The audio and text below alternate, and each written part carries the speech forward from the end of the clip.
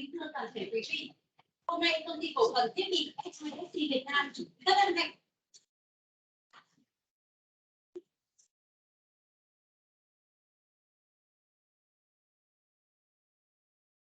Kính thưa toàn thể quý vị, hôm nay công ty cổ phần thiết bị HĐI Việt Nam rất hân hạnh được tổ chức buổi hội thảo ứng dụng công nghệ microarray trong y học chính xác.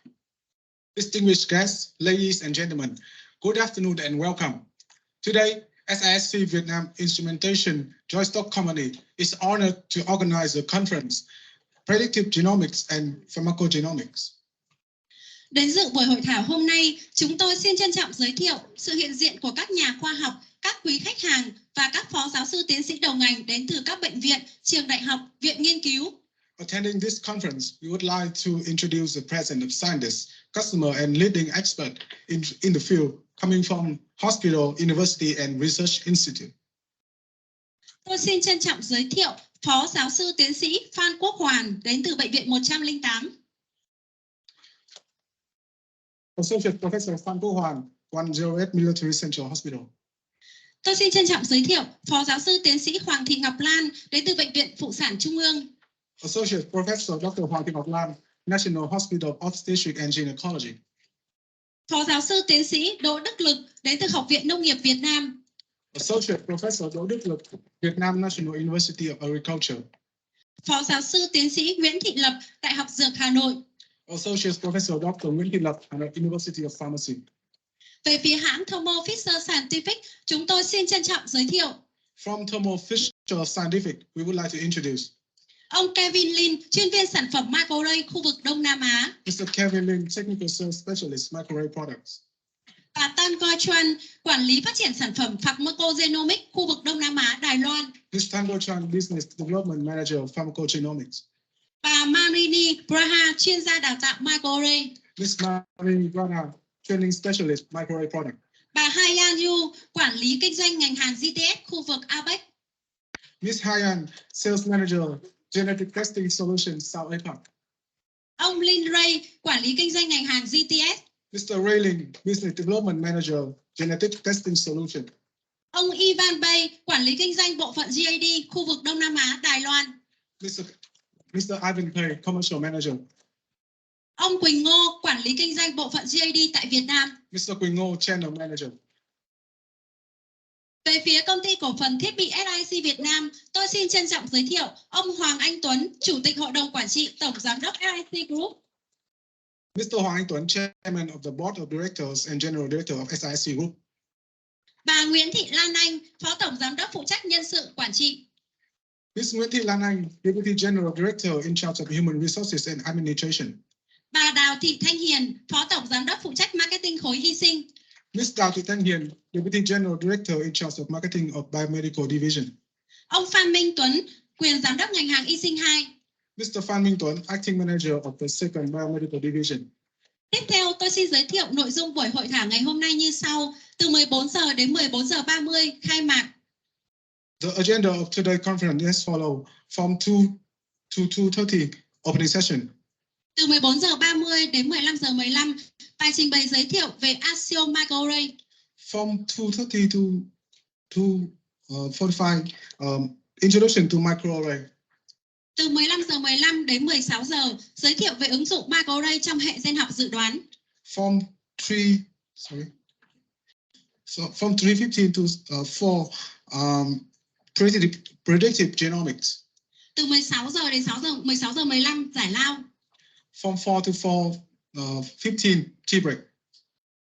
Từ 16 giờ 15 đến 17 giờ, bài trình bày ứng dụng microarray trong nghiên cứu pharmacogenomics. From 4:15 to 5, pharmacogenomics. Tiếp theo chương trình, tôi xin trân trọng kính mời ông Hoàng Anh Tuấn, Chủ tịch Hội đồng Quản trị kiêm Giám đốc HĐI Group lên khai mạc hội thảo. Xin trân trọng kính mời ông ạ. First of all, I would like to invite Mr. Hoàng Anh Tuấn, Chairman of the Board of Directors and General Director, to give an introduction about HĐI. Xin chào mừng các quý vị đại biểu, các thầy cô giáo ở các trường đại học, các viện nghiên cứu, các quý khách hàng đến dự buổi hội thảo giới thiệu các ứng dụng công nghệ microarray trong y học chính xác. Thay mặt ban tổ chức, tôi xin cảm ơn các quý vị đại biểu đã dành thời gian đến dự hội nghị và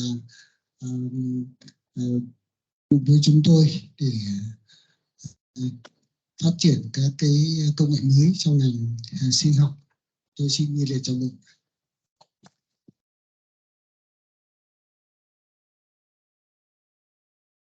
Công ty HĐI Việt Nam rất vinh dự là được là đối tác phân phối các cái sản phẩm của hãng thermofisher ở Việt Nam từ năm 2015 đến nay. Và hiện nay thì chúng tôi cũng đưa ra thị trường rất nhiều các cái giải pháp về công nghệ gen, từ những giải pháp về phân tử cho đến là những giải pháp về di truyền, đến những cái giải pháp chọn gói ứng dụng trong cái lĩnh vực sức khỏe sinh sản, trong ung thư. Và hiện nay thì chúng tôi định hướng đến các cái giải pháp mới trong y học chính xác, như là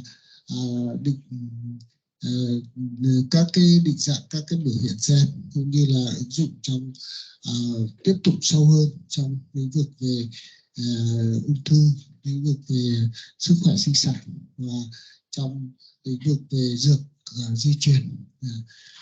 Thế hôm nay thì chúng tôi hy vọng rằng là buổi hội thảo hôm nay đem đến một số các cái thông tin đến các cái quý vị đại biểu. Chúng tôi rất mong rằng là được nghe những cái ý kiến của các quý vị đại biểu về các cái nhu cầu, các ứng dụng, các cái định hướng nghiên cứu, định hướng trong y học thực hành, trong y học lâm sàng, để chúng tôi truyền tải các cái yêu cầu và cùng với các nhà khoa học của thermofisher đưa ra các cái sản phẩm đáp ứng được các yêu cầu của các quý vị đại biểu.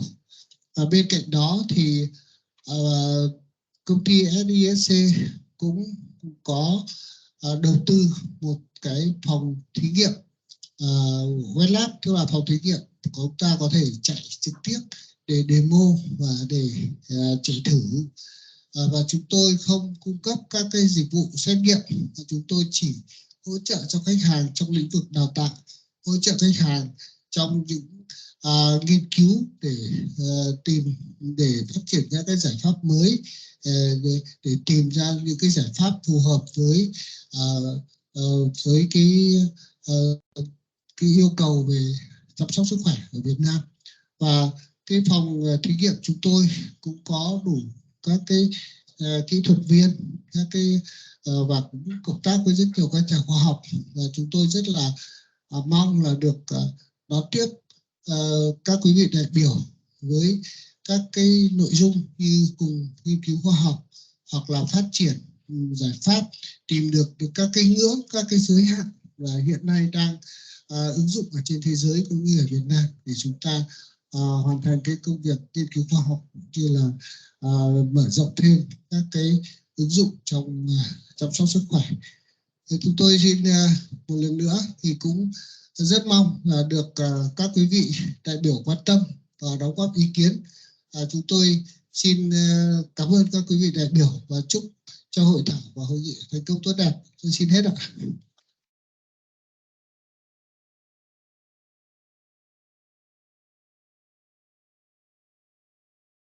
Xin trân trọng cảm ơn ông Hoàng Anh Tuấn. Trước khi đến với phần chính của buổi hội thảo ngày hôm nay, xin mời quý khách hàng cùng lắng nghe bài trình bày giới thiệu các giải pháp của hãng thermofisher Scientific do HIC Group phân phối của bà Phạm Huyền Trang, Phó Giám đốc phụ trách marketing ngành hàng y sinh 2. Xin trân trọng kính mời bà. Next up is the presentation on the thermofisher Scientific solution and product distributed by HIC Vietnam from Ms. Phạm Thị Huyền Trang.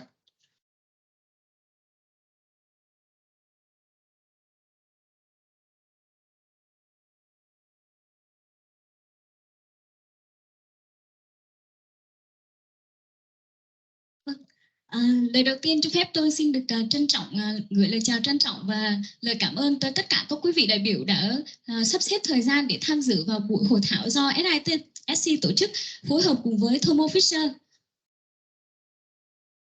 Vâng, trước khi đến với lại phần chính của buổi hội thảo ngày hôm nay giới thiệu về các ứng dụng của công nghệ microarray trong y học chính xác, thì tôi xin phép được trình bày ngắn gọn và tổng quan về các cái giải pháp của thermofisher do SISC phân phối trong lĩnh vực y sinh học phân tử.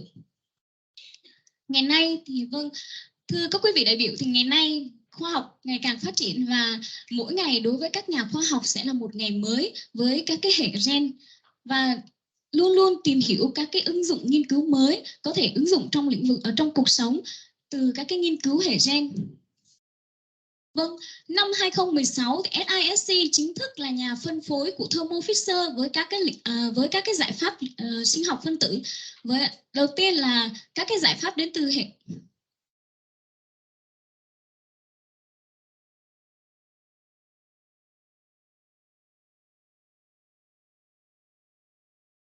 Vâng, đầu tiên là các cái giải pháp của real-time PCR với các cái giải pháp trọn gói từ các cái thiết bị cho tới các cái hóa chất master mix assay và các cái kit sử dụng trong các cái nghiên cứu về biểu hiện gen, về các cái nghiên cứu về SNP genotyping cũng như là trong các cái lĩnh vực chẩn đoán bệnh. Và tiếp theo là các cái đặc biệt là các cái lĩnh vực các cái thiết bị và các cái giải pháp trên cái hệ thống phân tích gen, đó là hệ thống THİO và 3500 ứng dụng chủ yếu trong các cái lĩnh vực giải trình tự Sanger và cũng như là phân tích đoạn. Bên cạnh các cái lĩnh vực bên cạnh các cái giải pháp về giải trình tự Sanger thì thermofisher cũng phát triển các cái giải pháp và hệ thống ion tolerant cho giải trình tự thế hệ mới và các cái giải pháp cũng như thiết bị cho microarray để phân tích các cái SNP genotyping. Và đặc biệt là hiện nay thì SISC cũng đang phân phối một cái sản phẩm mới của Thermo, đó là hệ thống digital PCR kỹ thuật số với các cái công nghệ vượt trội với các cái công nghệ vượt trội với quy trình đơn giản giống như real-time PCR và có kết quả chỉ trong 90 phút. Và đặc biệt là hệ thống chẩn đoán DNA nhanh và hệ thống phân tích nhanh DNA sử dụng trong cái lĩnh vực sử dụng trong lĩnh vực pháp y hình sự.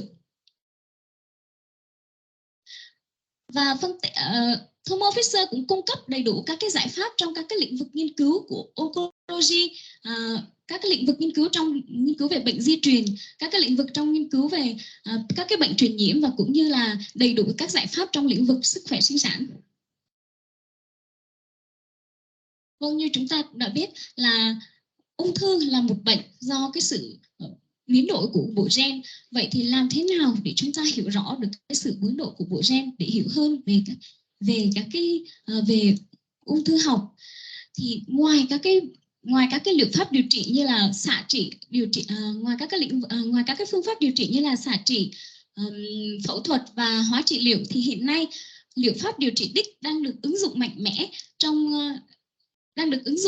trong y học chính xác để nhằm trong lĩnh vực điều trị ung thư. Tuy nhiên thì không phải bất cứ một bệnh nhân nào cũng có thể đáp ứng với các cái liệu pháp điều trị đích. Vậy thì làm sao để có thể hiểu rõ được các cái hồ sơ phân tử và cũng như là bệnh học lâm sàng của bệnh nhân, và từ đó để giúp cho các bác sĩ có được các cái liệu pháp điều trị đúng đắn, phù hợp đối với lại từng bệnh nhân.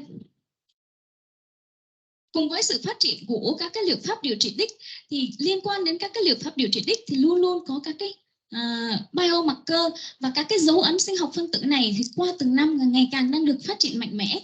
Và trong 3 năm từ năm 2018 đến năm 2021 thì đã có rất là nhiều các cái dấu ấn sinh học, các cái dấu ấn phân tử mới được phát hiện, và có đến 73% là các cái thuốc điều trị đích cho ung thư là đã liên quan đến với các cái dấu ấn phân tử này. Với sự phát triển và ngày càng tìm ra được các cái dấu ấn phân tử biomarker thì SGS là một nền tảng và một phương pháp hữu hiệu để cho trong ứng dụng nghiên cứu ung thư lâm sàng, điều trị đích ung thư lâm sàng, với các ưu điểm là phát hiện rất nhiều các cái biomarker trong cùng một lần chạy, giúp cho các cái bệnh nhân có được một cái hồ sơ về các cái biomarker, và từ đó là sẽ có những cái bác sĩ sẽ có những cái liệu pháp điều trị thích hợp đối với bệnh nhân. Và thermofisher cũng đã phát triển được các cái giải pháp về NGS từ năm 2011 cho đến năm 2019, liên tục phát triển và mạnh mẽ với các cái hệ thống NGS. Và đặc biệt hiện nay thì thermofisher cũng đã cho ra đời hệ thống Genesis với phiên bản RUO và phiên bản IVD. Đây là hệ thống hoàn toàn tự động, bắt đầu từ cái bước tách chiết và cho đến kết quả tất cả chỉ trong cùng một bước. Và bên cạnh cái hệ thống tự động Genesis thì thermofisher cũng có các dòng Ion Gistore S5 system dùng trong nghiên cứu với 3 model là S5, S5 Plus với S5 Prime với 5 loại chip bán dẫn khác nhau cùng với các cái công suất chip từ 2 triệu đến 3 triệu RIT cho đến là 100 đến 130 triệu RIT, giúp cho các người sử dụng có sự linh hoạt ở trong giúp cho người sử dụng luôn linh hoạt và tùy vào công suất của người sử dụng và có thể thực hiện được rất là nhiều các cái ứng dụng trên cùng một hệ thống.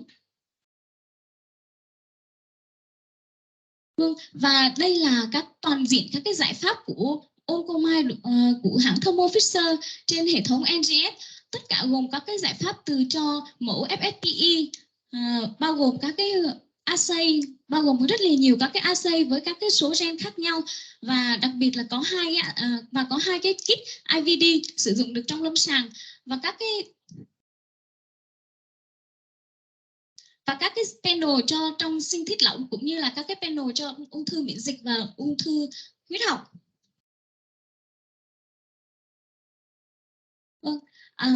Một cái giải pháp hữu hiệu nhất và hiện nay là đang có thuốc điều trị đích và cũng như là đang được ứng dụng rộng rãi để phát hiện các cái đột biến di truyền và cũng có nằm trong guideline. Đấy là việc phát hiện các cái đột biến ở trên gen BRCA1 và BRCA2.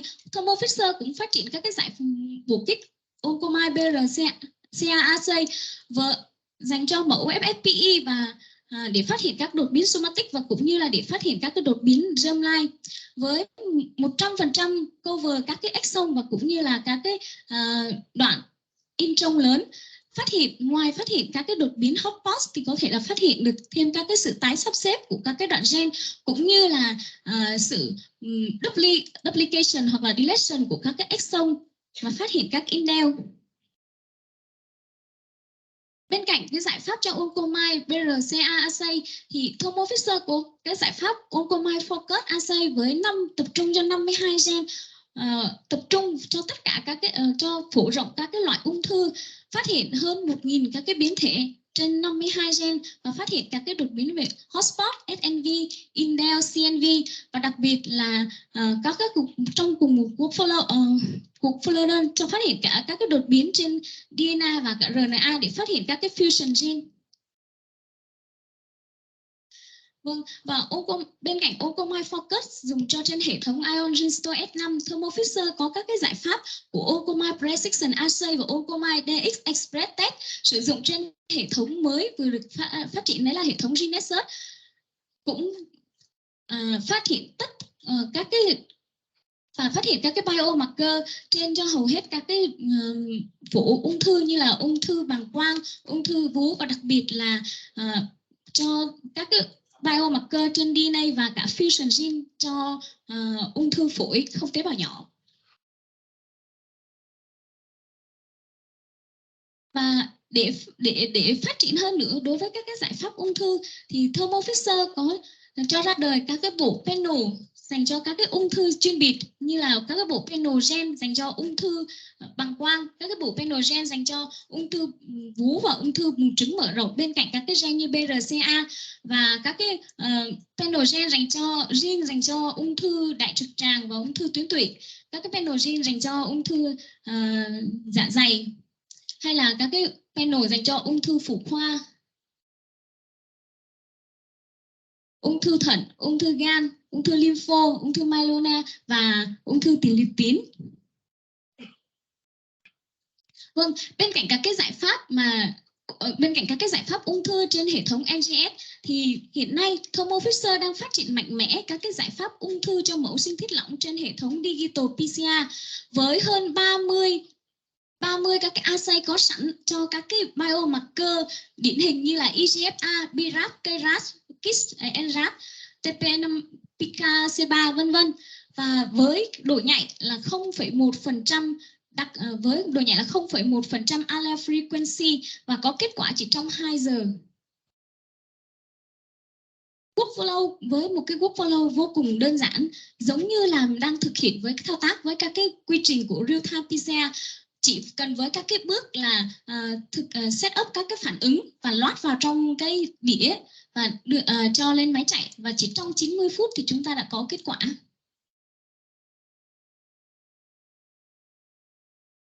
Bên cạnh những cái giải pháp sinh học phân tử để phát hiện các cái biomarker trong điều trị đích mang lại cuộc sống tươi đẹp hơn cho các bệnh nhân, thì chúng ta cũng cần có những cái giải pháp để mang lại được những cái, chúng ta luôn luôn mong muốn có những cái giải pháp trong lĩnh vực sức khỏe sinh sản để mong sao cho các cái thế hệ tiếp theo của chúng ta được phát triển mạnh khỏe bình thường.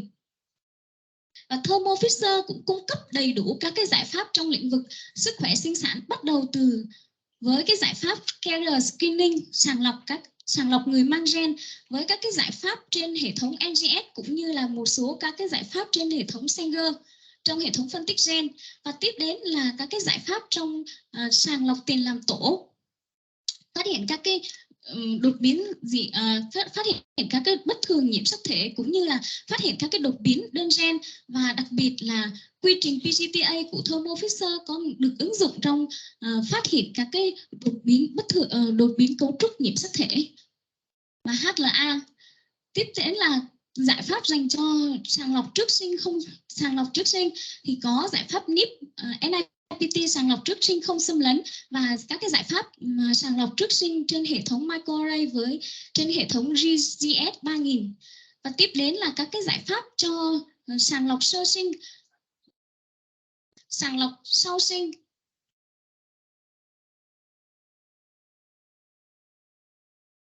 Vâng, như chúng ta cũng biết, nếu như đối với một cặp vợ chồng có người bố và người mẹ đều mang gen bệnh thì nguy cơ có 25% là đứa trẻ sinh ra có mắc các cái bệnh di truyền. Vậy thì làm sao để chúng ta có thể hạn chế được những cái trường hợp này, và bác sĩ sẽ có những cái tư vấn di truyền thích hợp đối với các cái cặp vợ chồng mà mang các cái gen bệnh. Thì thermofisher phát triển cái giải pháp carrier sex screening với sàng lọc trên 420 gen với 418 các cái hội chứng bệnh di truyền, và với độ nhạy là từ 99 đến 100%.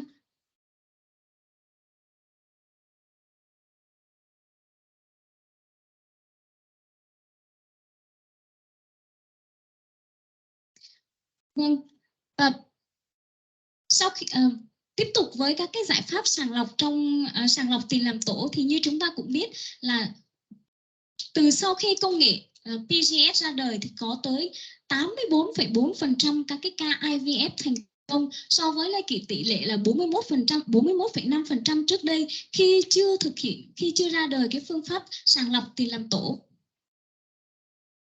thermofisher cung cấp cái giải pháp sàng lọc PGTA với các công suất linh động cho 16 mẫu trên một chip, hoặc là công suất mẫu 24 mẫu trên một lần chạy, hoặc là 96 mẫu một lần chạy, để đáp ứng linh động với các cái công suất của khách hàng sử dụng, cũng như là trong các cái trường hợp mà cần yêu cầu trả kết quả gấp để chuyển phôi nhanh. Và với quy trình đơn giản cùng có các 4 bước thực hiện, và thời gian chỉ từ khoảng tầm 10 giờ cho đến 13 giờ, bắt đầu từ một tế bào cho đến ra kết quả. Quy trình phân tích đơn giản với phần mềm Ion Reporter, quy trình phân tích đơn giản với tự động với phần mềm Ion Reporter phân tích các cái bất thường dị bội nhiễm sắc thể, cũng như là phân tích các cái bất thường cấu trúc nhiễm sắc thể nhỏ hơn bằng 8B trong ứng dụng trong lĩnh vực trong nghiên cứu PGTSR. Và để kết hợp cùng với lại sàng lọc, và bên cạnh sàng lọc dị bội bất thường các cấu trúc nhiễm sắc thể, thì cái việc mà để sàng lọc các cái đột biến gây bệnh đơn gen, cụ thể như là các cái bệnh teo cơ tủy hay là bệnh thalassemia, thì thermofisher cũng cung cấp đầy đủ các cái giải pháp trên PGD6 ứng dụng trong PGTM và với quy trình kết hợp cùng với PGTA và PGTM trong cùng một lần chạy, sử dụng đúng sử dụng đúng sản phẩm WGA từ PGTA, sử dụng đúng cái sản phẩm WGA từ quy trình PGTA thực hiện tiếp cho quy trình PGTM. Như vậy là cả quy trình PGTA và quy trình PGTM đều thực hiện được trên cùng một mẫu sinh thiết phôi, và trong cùng một lần chạy thì chúng ta có thể biết luôn được cả kết quả của PGTA và PGTM. Sử dụng với phần mềm LIA để phát hiện sự chạy, với lại sử dụng phân tích liên kết di truyền giữa mẫu của bố và mẫu của mẹ để phát hiện các cái phôi mà mang đột biến. Ví dụ như ở đây là mẫu của người bố và mẫu của người mẹ là những người mang gen bệnh beta thalassemia, thì trong 40 phôi được sàng lọc thì có 2 phôi là mang gen bệnh, 1 phôi là bình thường và 1 phôi là bị bệnh. Và tiếp theo cái giải pháp sàng lọc tiền làm tổ thì SISC cũng cung cấp giải pháp sàng lọc không xâm lấn NIPT dựa với giải pháp của hãng Yorjin dựa trên các trên hệ thống phát triển trên hệ thống của torrent của thermofisher. Và giải pháp chúng tôi lựa chọn là giải pháp test với chứng nhận CE-IVD và cho cái tỷ lệ lấy máu lại là chỉ khoảng 0,5%, và với cái độ chính xác là lên 99%, và có thể phát hiện được với cái tỷ lệ thai nhi là khoảng tầm 2%. Với test kết hợp với lại phân tích phần mềm xây thì sẽ cho kết quả toàn diện của các cái 24 cặp nhiễm sắc thể và 23 cặp nhiễm sắc thể thường vào cặp nhiễm sắc thể giới tính. Vâng. Sau cái giai đoạn sàng lọc sơ sinh thì bằng giải pháp NIP thì chúng ta có cái giải pháp thermofisher cũng cung cấp giải pháp sàng lọc sơ sinh bằng công nghệ microarray. Thì như chúng ta cũng biết là với cái phương pháp truyền thống thông thường karyotype, thì chỉ phát hiện được các cái bất thường số lượng nhiễm sắc thể hoặc là các cái cấu trúc của nhiễm sắc thể chỉ tối thiểu là 10 megabyte. Tuy nhiên với công nghệ microarray thì hiện nay thì có 3 cái phương pháp microarray chính là BAC array, AGH array và SNP array. Thì với cái giải pháp SNP array của thermofisher, ngoài việc là phát hiện được các cái đột biến cấu trúc nhiễm sắc thể khoảng tầm cấu trúc gen chỉ tầm 10 base pair, thì còn có phát hiện được các cái SNP, còn cover được các cái SNP. Và thermofisher thì cung cấp các cái giải pháp cytoscan array cho sàng lọc trước sinh và sàng lọc sau sinh, với hai cái giải pháp là cytoscan HD array với 2,6 triệu marker, bao gồm 750 cái marker SNP và 1,9 cái marker không điển hình, probe không điển hình, cover toàn bộ các cái hội chứng di truyền có ở trong onim trên hệ gen inem và hơn 10.000 trên cái gene progression. Và giải pháp cytoscan 750 array thì với 750 marker cho phát hiện các cái copy number analysis và bao gồm 200.000 cái SNP và 550.000 probe không điển hình. Với phần mềm CHAS được thiết kế bởi các cái nhà di truyền tế bào cho di truyền học tế bào để phát hiện các cái bất thường số lượng nhiễm sắc thể cũng như là bất thường cấu trúc nhiễm sắc thể và một số các cái đột biến SNP điển hình trong onim. Vâng, và ngoài ra thì thermofisher còn có cung cấp cái giải pháp Applistic On Demand Panel, tức là các cái giải pháp tùy theo nhu cầu của khách hàng với hơn 5.000 gen dành cho các cái dành cho các cái bệnh di truyền, các cái bệnh di truyền từ như là tim mạch, bệnh tim mạch, thần kinh, mắt và các cái bệnh rối loạn chuyển hóa, ứng dụng trong phát hiện các cái bệnh di truyền cũng như là trong sàng lọc sơ sinh. Vâng.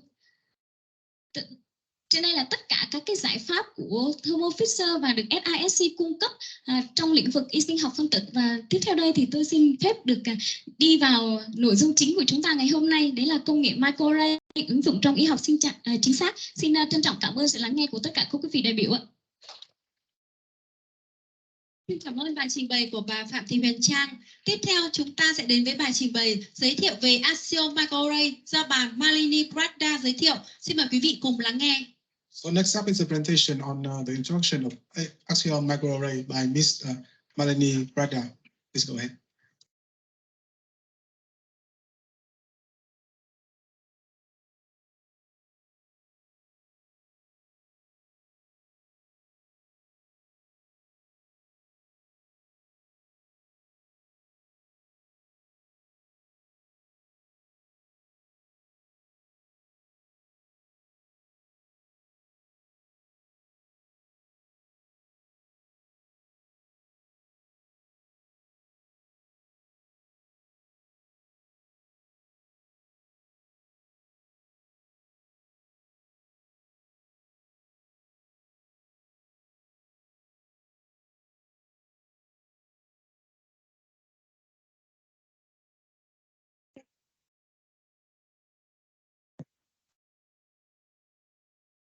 So good afternoon, everyone.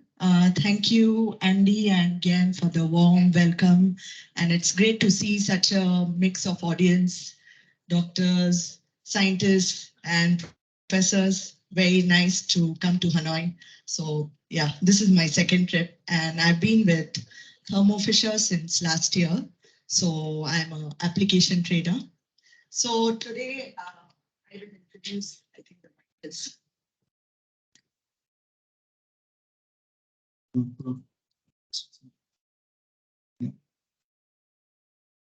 Yeah, so I will introduce the Axiom genotyping solutions. And if you have any questions, you can always get back to us, me, GC, or Kevin. So we are happy to answer. Xin chào tất cả mọi người, tôi là Malini Prada, chuyên viên đào tạo ứng dụng của thermofisher. Tôi thì rất là vui mừng khi được gặp tất cả các quý vị ở đây, từ các nhà khoa học, các bác sĩ.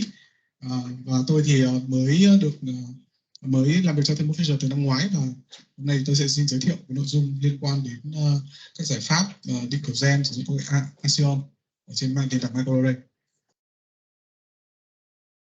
So for today's agenda, we will be looking at overview of key products and Axiom solution. And then I will walk through the array terminologies and the types. And then we will go through the assay workflow and the in-process QC steps. And finally, I'll talk about the probe design, then overview on the GeneTitan GCC software interface and data analysis. Nội dung của bài thuyết trình ngày hôm nay sẽ là chúng ta sẽ xem xét tổng quan về các sản phẩm chính từ Axiom, và sau đó sẽ giới thiệu một số cái thuật ngữ và các cái loại array, các loại mảng. Sau đó tôi sẽ hướng dẫn liên quan đến cái quy trình làm việc thử nghiệm và các bước QC, kiểm soát chất lượng chúng ta cần. Và cuối cùng là các thiết kế về các probe, đầu dò, các giao diện phần mềm của GeneTitan và phân tích dữ liệu. So if you know what is Axiom, Axiom is basically a microarray-based genotyping platform for high throughput and very high flex genotyping of human and agricultural samples. So let us look at basics of genotyping.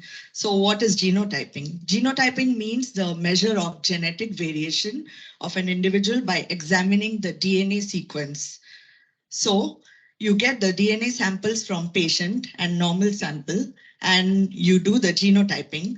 So this will identify the genomic variants such as SNPs, indels, and insertion.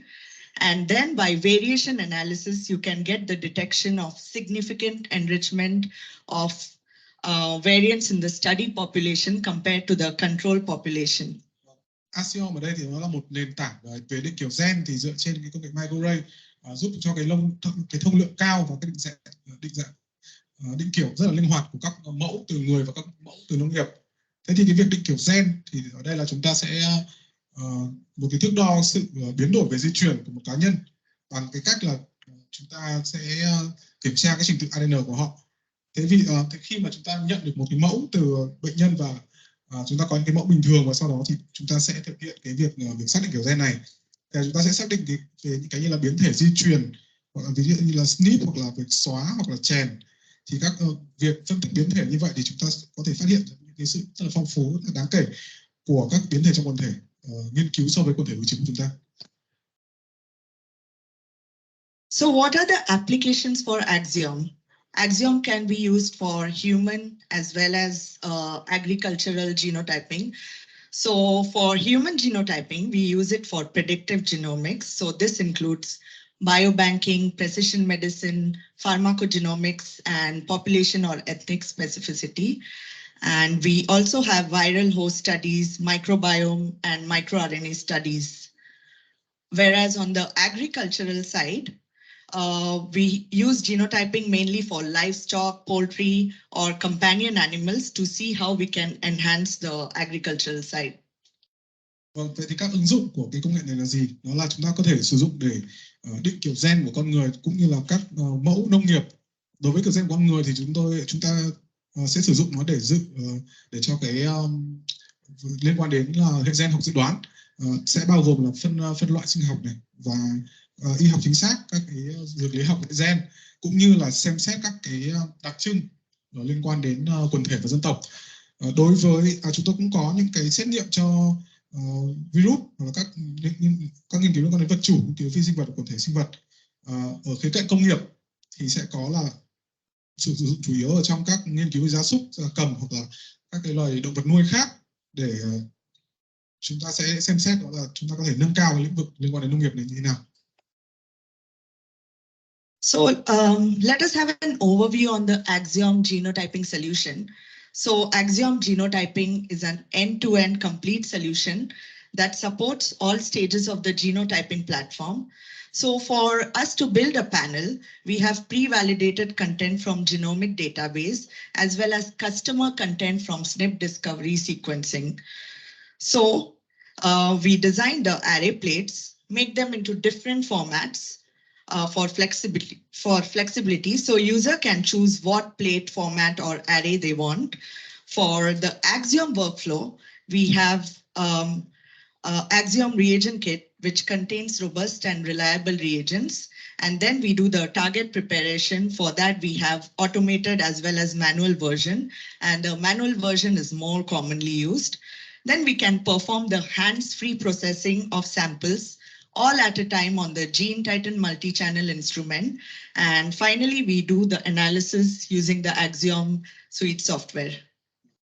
Vậy thì giải pháp định kiểu Axiom đây là một giải pháp hoàn chỉnh đầu cuối, và nó sẽ hỗ trợ tất cả các cái giai đoạn của cái quy trình là định dạng kiểu gen. Thế thì để chúng tôi xây dựng được một cái panel này thì chúng tôi sẽ lấy những cái kết quả đã được xác nhận trước của khách hàng cho cái việc là phát hiện giải trình tự phát hiện SNP, và sau đó thì chúng tôi sẽ thiết kế những cái xét nghiệm và đưa nó thành những cái định dạng khác nhau để cho phù hợp với nhu cầu của khách hàng. Sau đó thì đối với cái quy trình thì chúng tôi cũng cung cấp những cái bộ hóa chất chứa những cái hóa chất rất là đáng tin cậy và rất là mạnh mẽ. Thì tiếp đó là đối với việc chuẩn bị những cái target thì chúng tôi sẽ sử dụng cả những cái quy trình tự động và quy trình thủ công, và quy trình thủ công thì phổ biến hơn. Sau đó thì chúng tôi sẽ xử lý không cần phải có cái thao tác của người sử dụng trên cái hệ trên hệ Gene Titan, và sau đó thì sẽ phân tích bằng cái phần mềm đi kèm. So let us move on to the array structure and terminologies. So array comes in two forms. So one is the cartridge form, and on the top, this is mainly for the cytoscan assays. And for Axiom, it comes in the plate format. So in this plate, you can see there are 96 arrays on a 96 plate format, and each of these arrays represents one sample. So in total for one run on the 96 plate format, you can have up to 96 samples. So if you zoom onto an individual array, you can see millions of features, and features are the small squares. And you can see that each feature contains a large number of identical probes or oligonucleotides to capture or hybridize the complementary target. So One probe is 25 to 35 mer oligo depending on the application. And basically we have multiple copies of the same probe on one feature to enhance the signal. Vâng, những cái array này thì chúng tôi có hai dạng. Dạng thứ nhất cho cái cytoscan thì nó là cái dạng cắt chip, hoặc là dạng mình còn gọi là dạng chip. Dạng thứ hai cho siom thì mình sẽ có cái dạng đĩa.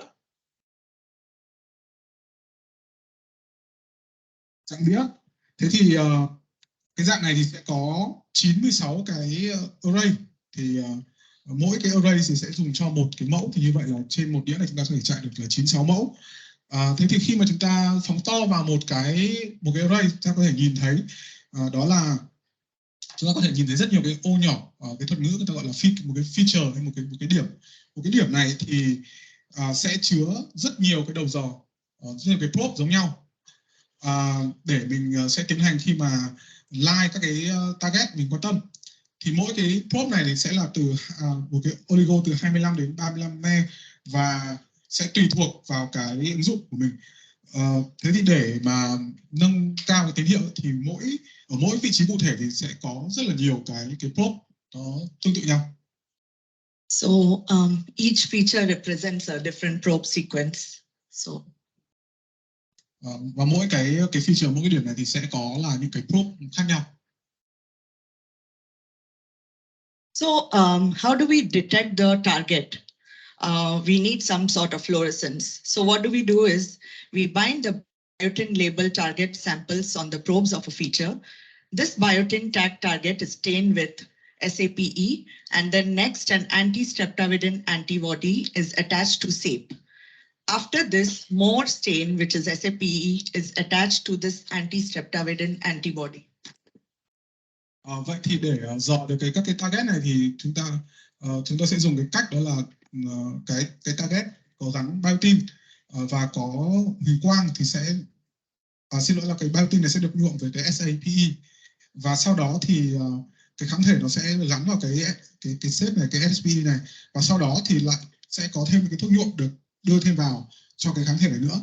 Thế thì nó sẽ tạo ra một cái dạng như là kiểu một cái dạng bánh kẹp, tức là kẹp cái thuốc nhuộm giữa cái kháng thể, giữa hai cái lớp thuốc nhuộm, và sau đó thì cái tín hiệu sẽ được tăng cường bằng cách là tăng cái lượng SAPE liên quan tương ứng với mỗi cái probe ở trên cái bề mặt của assay để tăng được tín hiệu.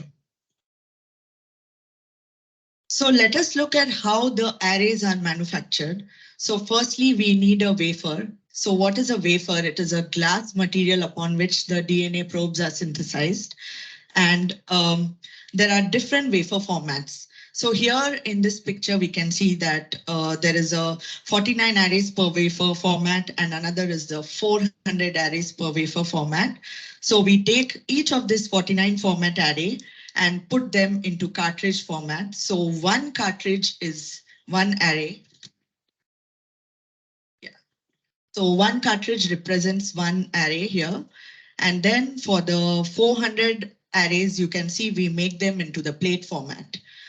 So in the bottom, we can see that the 24 and 96 array plate format come from the 289 arrays per wafer, and the 384 plates come from 2401 array per wafer format.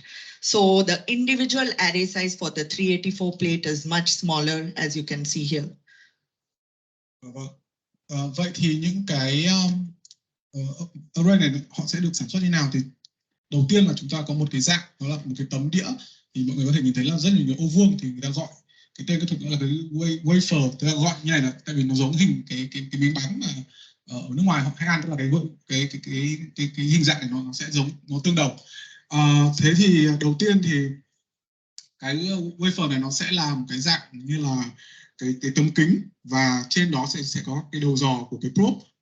Xin lỗi là những cái đầu dò sẽ được gắn và sẽ có rất nhiều cái định dạng khác nhau. Thì ở đây chúng ta có thể nhìn thấy hai cái định dạng, đó là một là 49 cái array ở trên một cái tấm này, tức là 49 cái ô vuông này ở trên một cái tấm này, và một cái dạng khác là 400 cái array trên một tấm.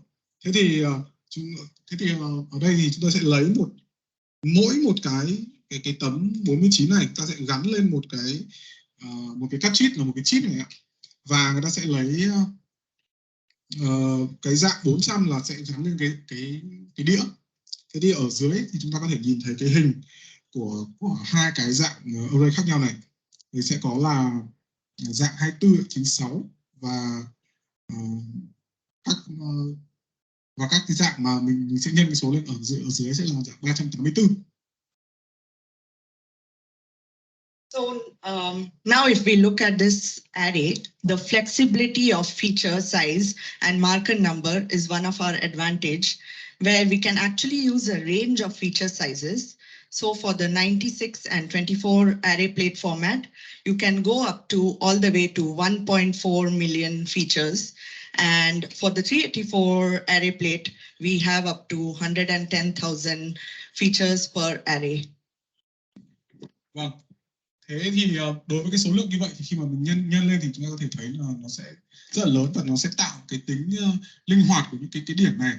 Và đây chính là một cái điểm mạnh của cái công nghệ của hãng, đó là chúng ta sẽ thay đổi cái kích thước.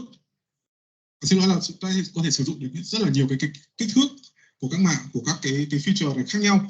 Thì ví dụ như là đối với cái loại là 24/96 thì có thể mình nhân lên nó là sẽ ra được là 1,4 triệu cái feature, tức là một cái ô mà chứa các cái probe. Đối với cái dạng 384 thì nó sẽ là nhân lên đấy là 110.000. Okay, so this is a bit complicated, but it's our very nice patented photolithography technique.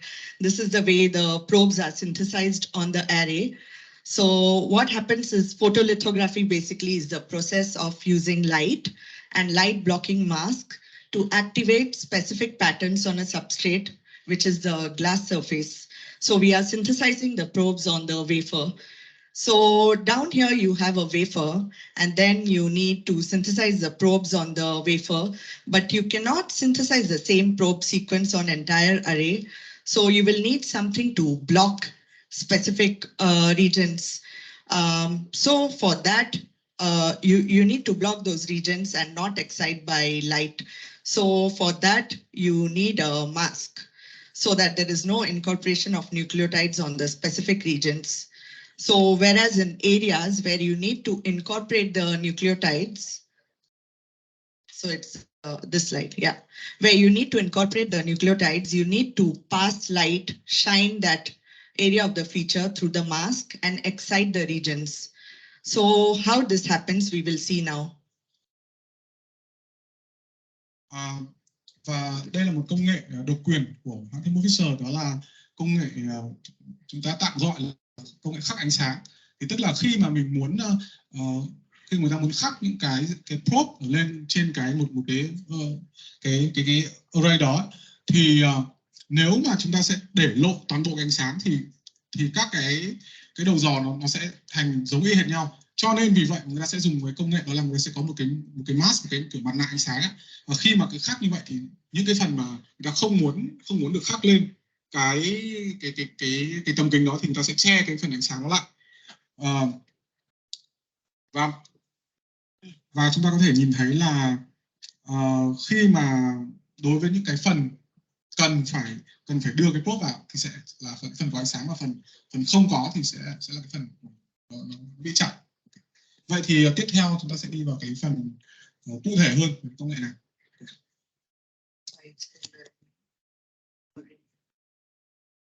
Okay, so how this happens is, imagine this is on the wafer.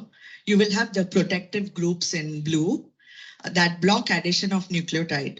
So now you want to add the nucleotide on one of the region. So you will put the mask where there's a hole allowing the light to go through to remove the photolabile protective groups at this position.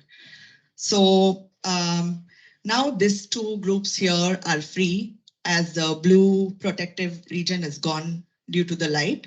So when you flow in the nucleotides, it will be added and it will bind to this region. Okay. Yeah, it will bind to the region. And for this probe, now you have 2 T nucleotides added. This cycle goes on, and in the next cycle, the C nucleotides are added by the same process of shining, having the mask and shining light, and then you add the C nucleotides. So this way the cycle goes on and until the whole 25 mer probe is synthesized.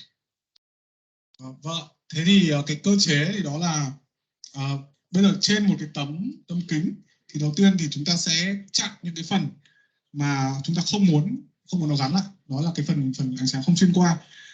Đối với những cái vị trí mà sẽ cho phép ánh sáng đi xuyên qua thì khi mà ánh sáng qua cái nguồn ánh sáng kích hoạt thì nó sẽ trở thành những cái gốc tự do, và khi mà chúng ta thả cái nucleotide vào thì nó sẽ gắn vào những cái gốc tự do này.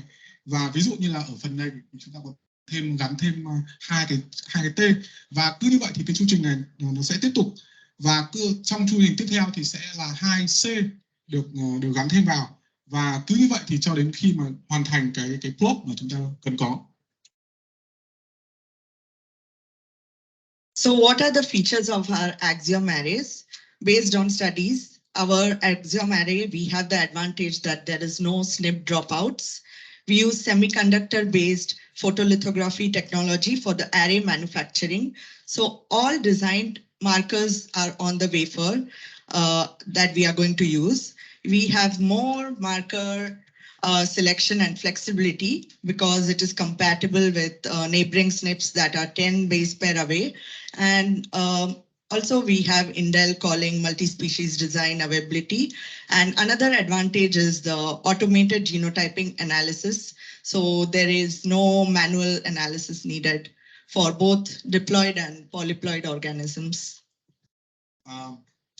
Vậy thì các tính năng của cái mảng này, của cái array này nó là gì? Thì dựa trên các nghiên cứu thì một số cái điểm lợi thế của công nghệ này đó là sẽ không có cái SNP dropout, tức là mình không bị bỏ lỡ mất một cái SNP nào cả. Cái công nghệ mà quang học dựa trên bán dẫn là được sử dụng để sản xuất cái array này. Vì vậy là tất cả những cái marker thì sẽ được là đưa lên cái tấm kính mà chúng ta cần, cái wafer chúng ta cần, và như vậy thì chúng ta sẽ có nhiều cái sự lựa chọn và cái sự linh hoạt cho việc lựa chọn marker nhiều hơn, và nó sẽ tương thích với những cái SNP lân cận có khoảng cách là 10 base pair. Một cái ưu điểm khác đó là phân tích kiểu gen tự động thì sẽ là cả của thể lưỡng bội và đa bội, và chúng ta sẽ không cần thêm cái việc chỉnh sửa thủ công. So our manufacturing quality guaranteed results because they did some studies to make sure it is reproducible. So from first batch, you can see here we have this lighting, and in the second subsequent batch, it is exactly the same lighting. So there is no SNP dropout, and every content is similarly manufactured every batch. So this is very good compared to some competitors where the dropout can be quite high as 20%. Cái việc đảm bảo chất lượng của công nghệ này đó là cái công nghệ khắc ánh sáng này nó sẽ đảm bảo đó là các cái lô từ đầu và các lô tiếp theo thì nó sẽ đảm bảo là y hệt nhau. Thì các anh chị có thể nhìn ở trên màn hình, đó là cái hình ảnh của lô đầu tiên và lô thứ hai, thì cái việc khắc nó sẽ tương tự nhau, nhiều cái công nghệ khắc ánh sáng. Thế thì như vậy thì đây là cái cách mà tạo ra những sản phẩm không bị drop out, không bị mất những cái đoạn SNP, và đây là công nghệ sẽ rất tốt so với các đối thủ cạnh tranh khi mà các sản phẩm của các hãng đó thì có thể làm mất tới là 20% các cái SNP. Okay, so this slide again summarizes the various formats of microarray plates that we have. So for flexibility of applications, we have different formats available to cater for different applications. So the smallest size is a 24 array plate, but for limited applications. The 96 array plate is the most common, and we have a mini 96 array plate. So the mini 96 is actually on the 384 format, but not for all not all 384 arrays contain the markers. So we can only use 96 of it. And this is low plexicity and limited to certain applications. So another one which is high throughput is 384 array plate. So this allows more sample, but plasticity is lower compared to 96 format plate. And all these plates can be processed on the Gene Titan machine. Vâng, thì đây là các loại định dạng của cái đĩa khác nhau. Thì để phục vụ cái sự linh hoạt cho quá trình sử dụng thì có các định dạng. Thứ nhất, nhỏ nhất đó là cái dạng là 24 array. Thì các ứng dụng nó khá là hạn chế. Tiếp theo là đến loại 96 mảng, 96 array là phổ biến nhất. Và sau đó thì có cái loại là 96 mini. Thì thực ra về cơ bản thì đây chính là cái dạng 384. Tuy nhiên thì chỉ có dùng được là 96. Cho nên nó vẫn gọi là 96. Và cuối cùng là định dạng là 384. Tuy nhiên cái định dạng này thì sẽ cho phép rất là nhiều mẫu, nhưng mà cái độ linh hoạt thì sẽ thấp hơn so với cái định dạng là 96. Và tất cả những cái loại đĩa này thì đều có thể chạy trên cái hệ thống là Gene Titan. So we also have the option of custom array design. So this is roughly this is actually basically we can have we have custom design, but this is actually the Axiom multi-species arrays. And what we can do is genotype on a few different species within the same array. So this is how it looks like. You will partition into different regions, each representing one species.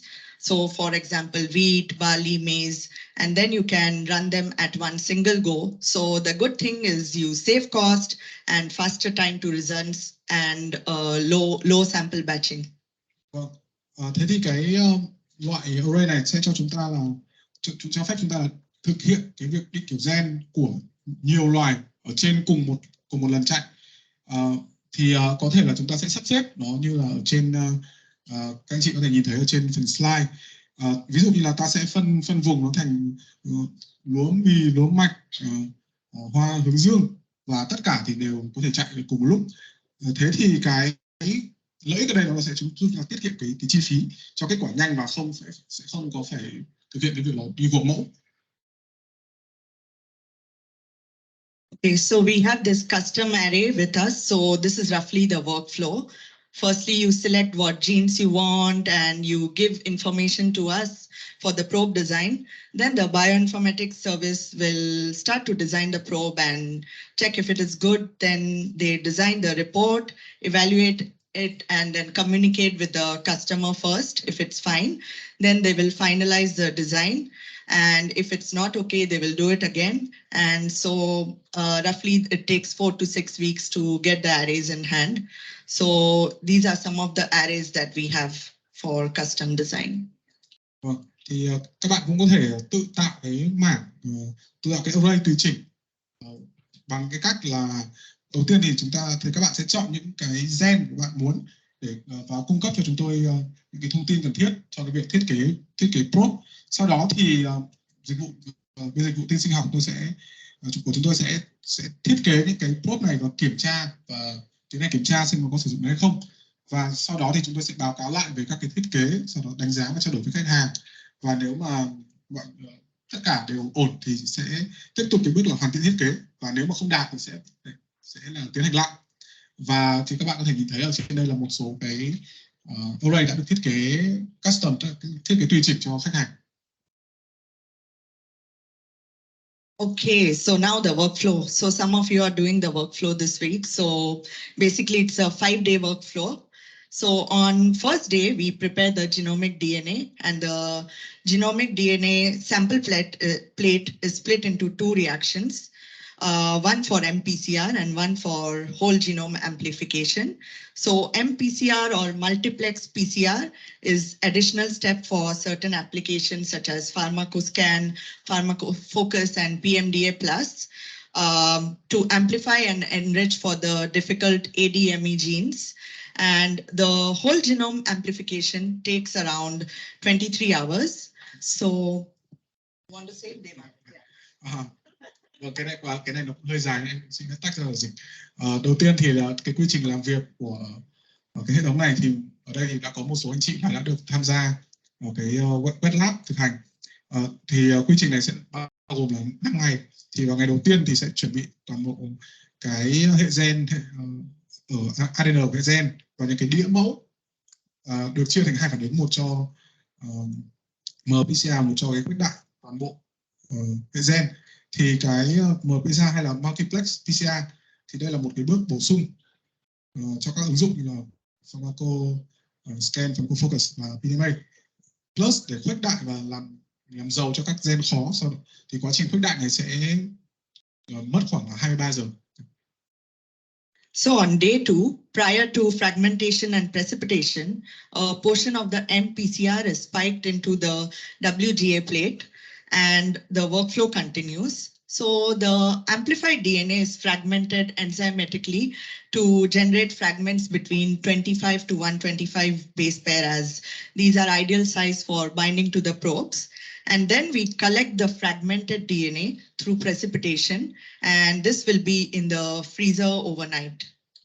Và ngày thứ hai thì trước khi cái bước là phân mảnh và bước lắng, bước kết tủa thì cái một phần của phản ứng PCR thì chúng ta sẽ spike, tức là tăng cái tín hiệu vào cái tấm WGA và quy trình sẽ được tiếp tục.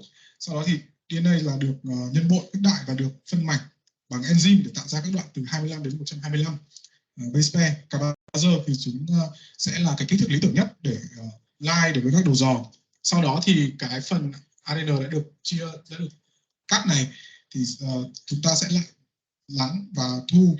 Sau đó thì sẽ để ở trong tủ đông qua đêm. So on day 3, we will resuspend the precipitated DNA and then prepare for the hybridization.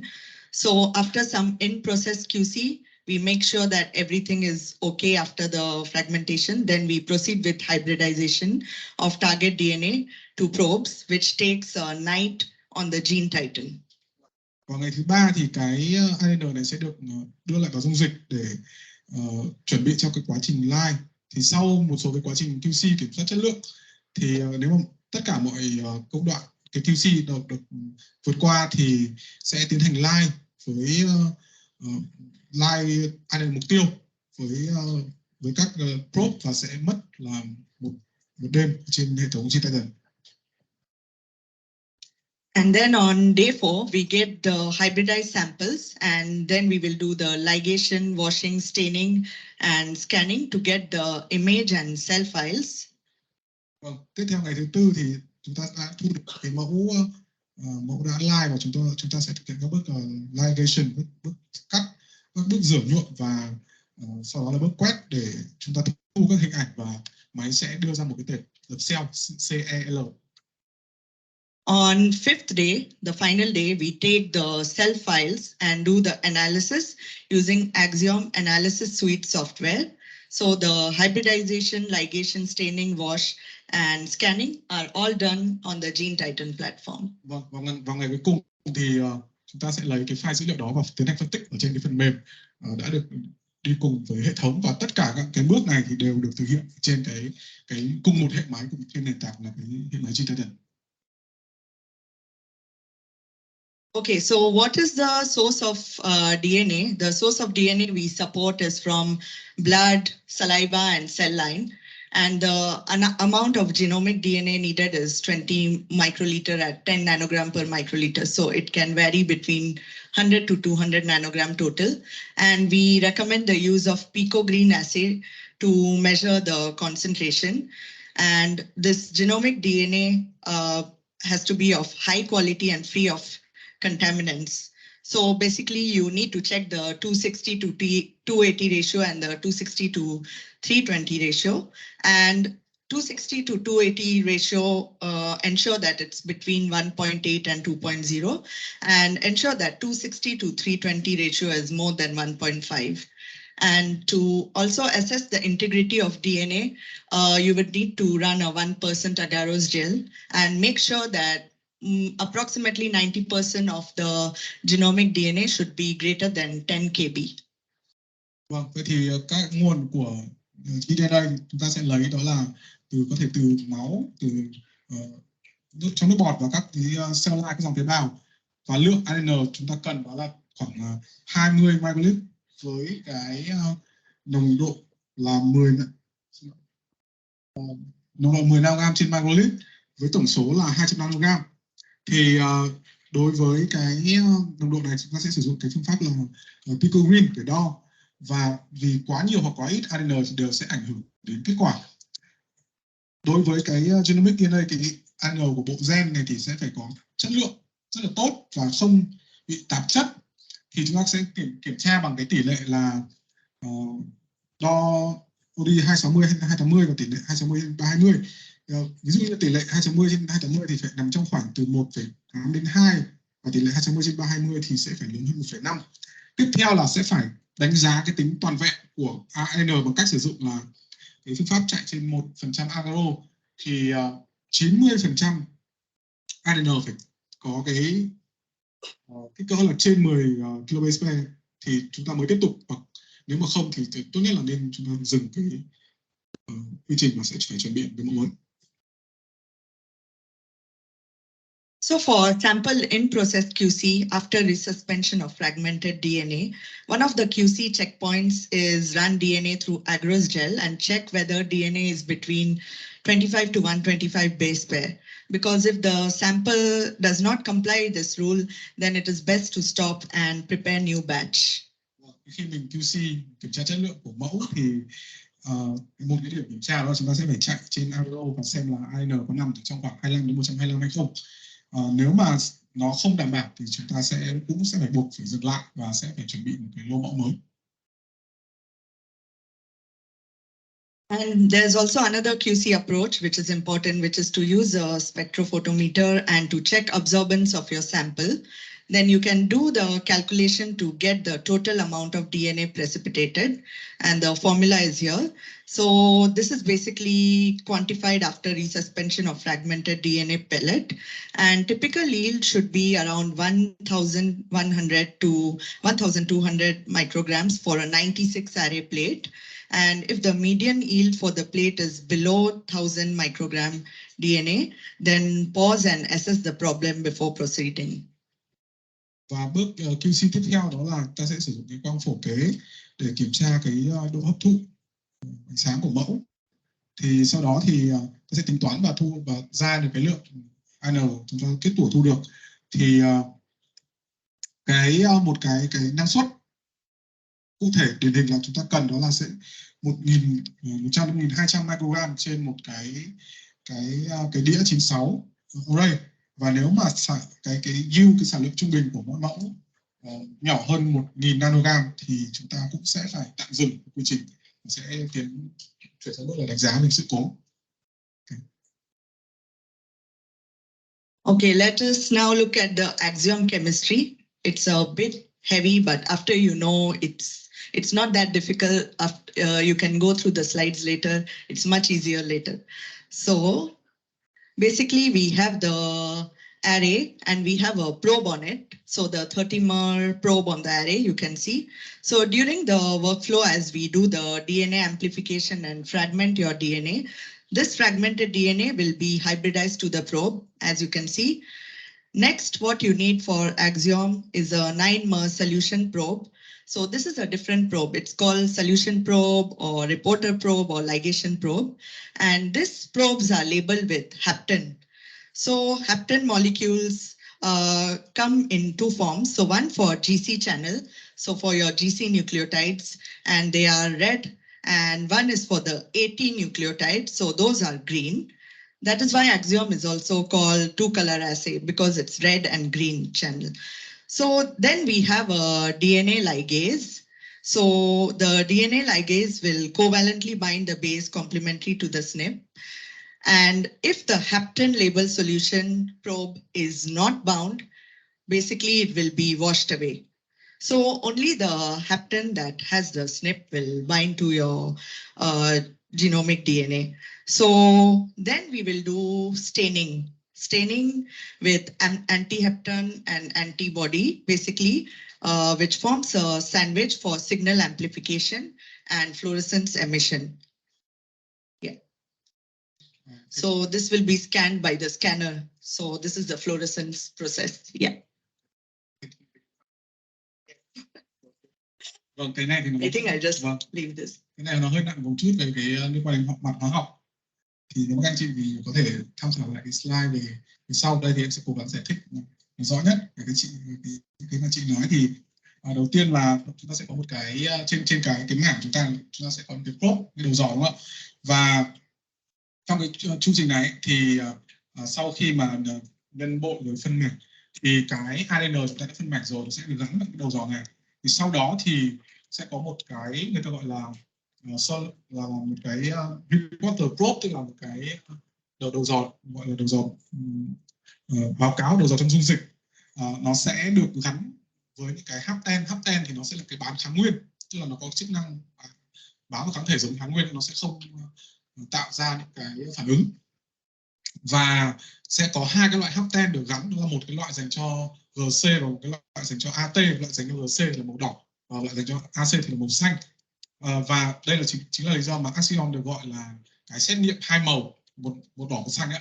Thì sau đó thì mình sẽ có cái bước ligase của ARN để bám vào các cái bazơ mà nó bám vào các cái bazơ trên cái SNP ở đây. Thì sau đó những cái H10 này mà H10 nào mà không được bám vào cái target DNA của chúng ta thì nó sẽ bị rửa đi. Và sau đó thì cái việc nhuộm sẽ tiến hành với cái kháng H10 và các cái kháng thể thì sẽ tạo ra một cái lớp như là cái bánh kẹp để tạo ra cái tăng cường tín hiệu rõ nhất. Và sau đó thì cái scanner, cái máy quét sẽ bắt tín hiệu này.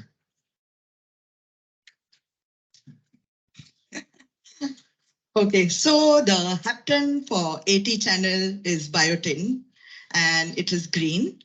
For GC channel is FAM and it is red. But the color actually comes from the anti-hapten. So basically each hapten has its own anti-hapten and also they have their own antibody hapten conjugate. So this forms a sandwich, and basically if you see, the color comes from the phycoerythrin for the GC, which is red, and APC for the green channel, which is for AT channel. Cái H10 cho kênh AT đó là biotin và GC sẽ là kênh FAM.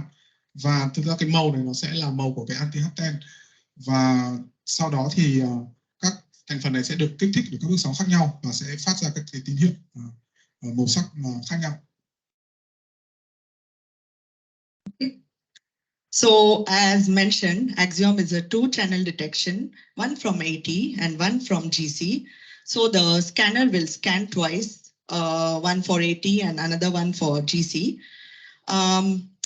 So one more thing is we have two types of probe design strategy. So one is for the A to T or G to C detection. So it's same color. Basically, it occurs in 14% of SNPs. And we call this allele-specific probe design. So another one is for non-AT or non-GC SNP, which is known as the standard probe design, and which is more common SNP. So we can see it is either A to C, A to G, T to C or T to G or vice versa, but it's never the same like A to T or C to G. So basically we have these two types of probe design strategy. Ở đây thì chúng tôi có hai cái chiến lược thiết kế cái đầu dò, và một là để phát hiện là cái dạng là AT hoặc là G và C thì sẽ xảy ra trong 14% số trường hợp mà chúng tôi sẽ gọi là cái việc thăm dò về allele cụ thể cùng màu. Thì một cái loại khác để phát hiện cái việc là không có AT hoặc không có GC thì nó sẽ là gọi là đầu dò tiêu chuẩn và probe tiêu chuẩn và là những cái SNP phổ biến hơn. Như vậy thì chúng ta có thể thấy nó sẽ trở thành là A, C, AG, TC hoặc TG, và nó sẽ không tạo thành cái cặp là A, T hoặc GC. Đối với thì cái loại probe tiêu chuẩn thì chúng tôi sẽ có một loại probe cho mỗi SNP, và đối với mỗi allele cụ thể thì chúng tôi sẽ có hai cái loại probe cho mỗi cái SNP.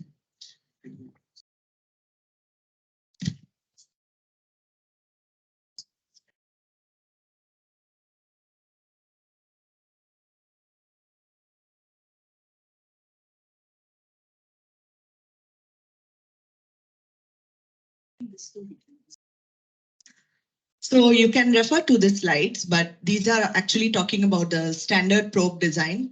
And basically, we don't have the SNP as part of the probe, but the SNP is actually by the ligation probe. Về những cái thông tin kỹ thuật sâu hơn thì xin mời là các anh chị có thể tham khảo về cái slide, tại vì về cái này cũng sẽ liên quan hơn về cái hóa học và cái thiết kế, cái công nghệ thiết kế khá là nhiều, thì chị xin phép là sẽ cái này mình sẽ skip để đảm bảo thời gian và có thể xem lại vào cái slide. Yeah.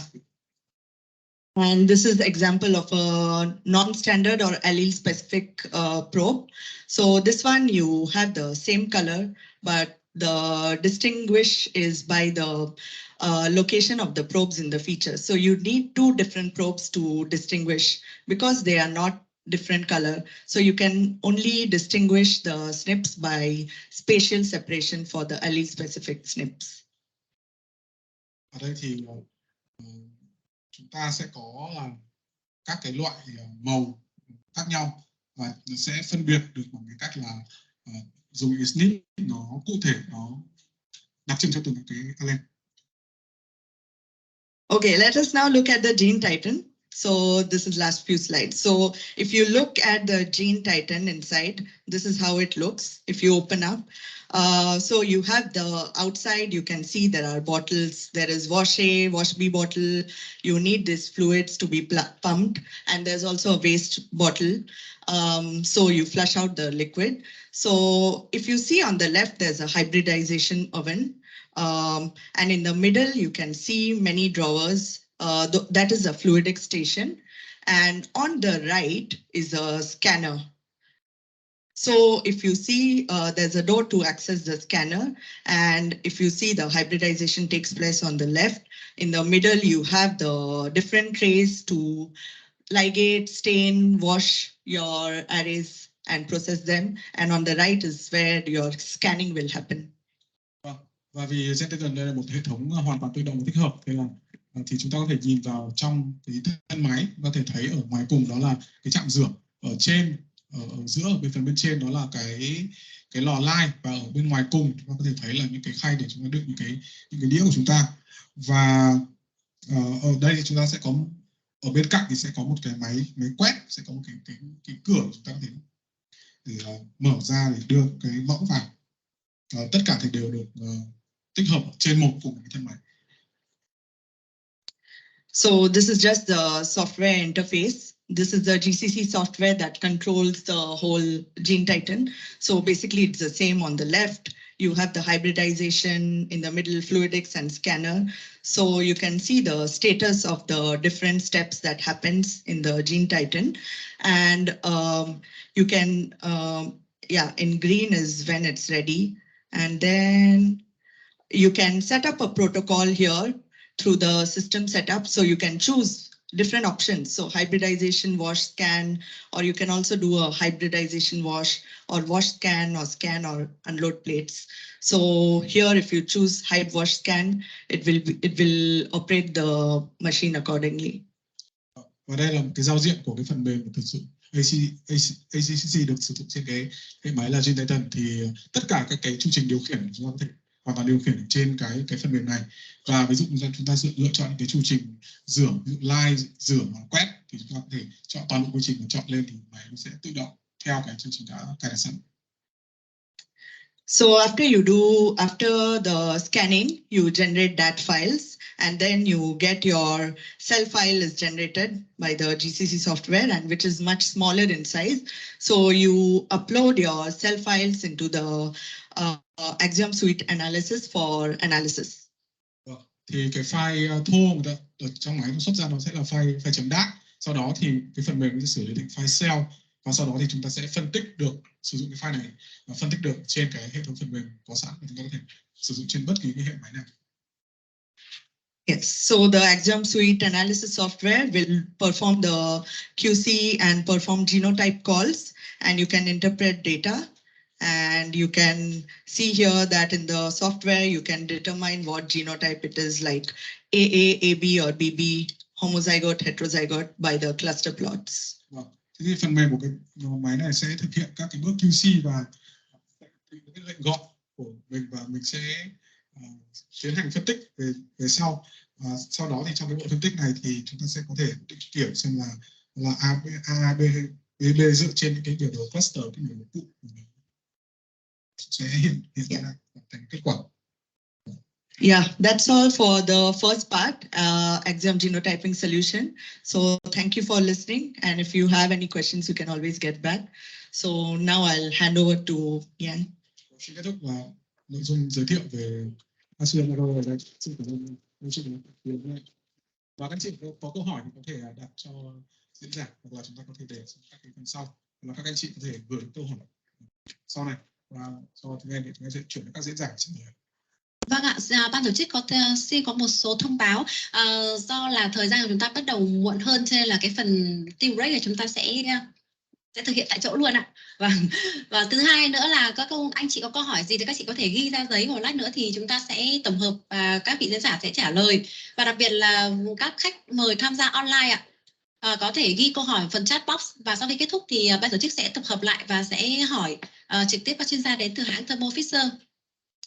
Vâng, vậy là chúng ta đã đến bài trình bày đầu tiên về axiom microarray do Malini. Rất là cảm ơn bạn Malini. Và tiếp theo xin mời ông Kevin Lin với bài giới thiệu về ứng dụng microarray trong hệ gen học dự đoán. Yes.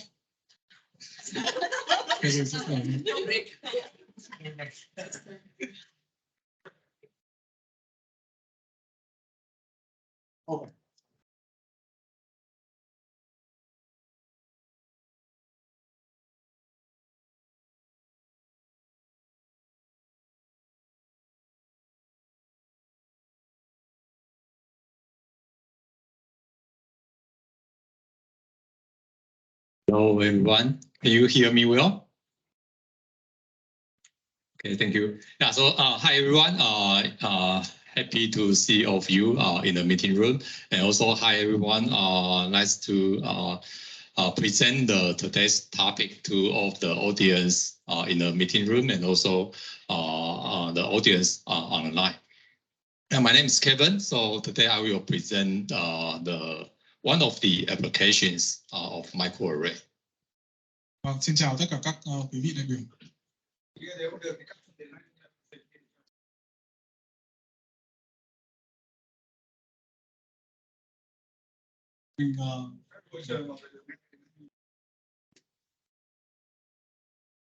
Vâng, thế các anh chị ở trong khán phòng thì và các anh chị online thì mình có cần đến nội dung phiên dịch không ạ? Nếu không thì em sẽ bỏ cái phần này để tiết kiệm thời gian. Nếu anh chị có hiểu được toàn bộ nội dung thì không cần thiết. Thì em xin ý kiến của các anh chị ạ. Nếu mà vâng, các anh chị tham gia tại online và tham gia tại khán phòng, chúng ta có nhất trí là không cần phiên dịch không ạ? Nhất trí ạ. Vâng, thế thì xin một tràng pháo tay để khởi động lại. Đó chính là bước vào bài tiếp theo được không ạ? Vâng, nhất trí là chúng ta sẽ chỉ là present by English, only English. Only. Okay. Yeah, hi everyone. Yeah, so I will give you the overall introduction on the microarray solution, and also thank you the previous speaker already introduced the details of microarray. So for my section, I would just only focus on the human disease studies, especially for the predictive genomics today. So if you are interested in the agriculture, actually microarray can also be applied to the agricultural genomics, especially for the genomic selection for the animal and also for the plants. Yeah, but for today, my section will be focusing on the human genotyping, human disease studies. Yeah, so when we are talking about the precision medicine or the predictive genomics, actually most of the precision medicine projects, they would have three major goals.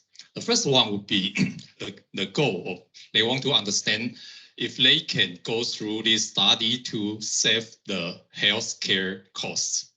Yeah, because you can imagine the aging society in our world. Yeah, you would be facing the increasing of the healthcare costs for all of the governments. Second one is that if you have any specific disease you want to study, go through this precision medicine project. The last one would be what kind of medication you want to improve in terms of the right drug to the right patient.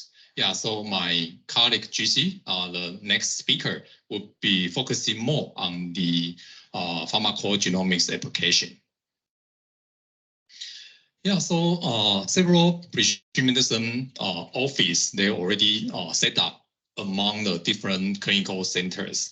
So they want to have this office, yeah, to have the new model from the sick care becoming the preventive care. So they want to prevent the patient become sick, yeah, before they develop any syndrome. So they want to identify any patients already have a high risk of the specific disease. So it would be one of the goal of the precision medicine or biobanking projects.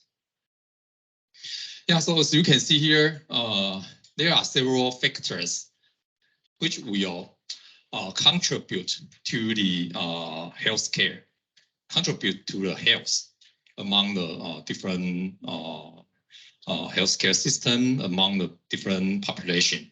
So as you can see here, about 25% of the factor, yeah, would be from genetics. So if we can understand the background of the gene, of the genetics, in this way, you can control the health, the lifestyle, and also maybe you can control what kind of food you should eat and what kind of lifestyle you should be, have a better life. So all of the information can be based on the genetic testing information, yeah, to build up more, have you more background to have to improve your lifestyle. So as you can see here, many precision medicine projects, they were focusing on the genetics background, yeah, to improve the healthcare system around the world. So in this way, if you can imagine in the future or even now, you can just based on the blood, a tube of the blood draw, you can have the genomics data based on the genomics.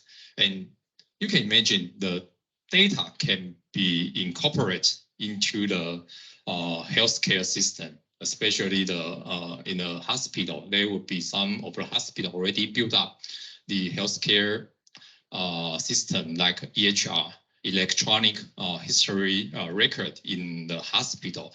If they say the patient already have the genomic data and the genomic data already incorporates into the EHR system, so it can tell you the what kind of drug you should avoid or what kind of risk of the specific disease you already carry.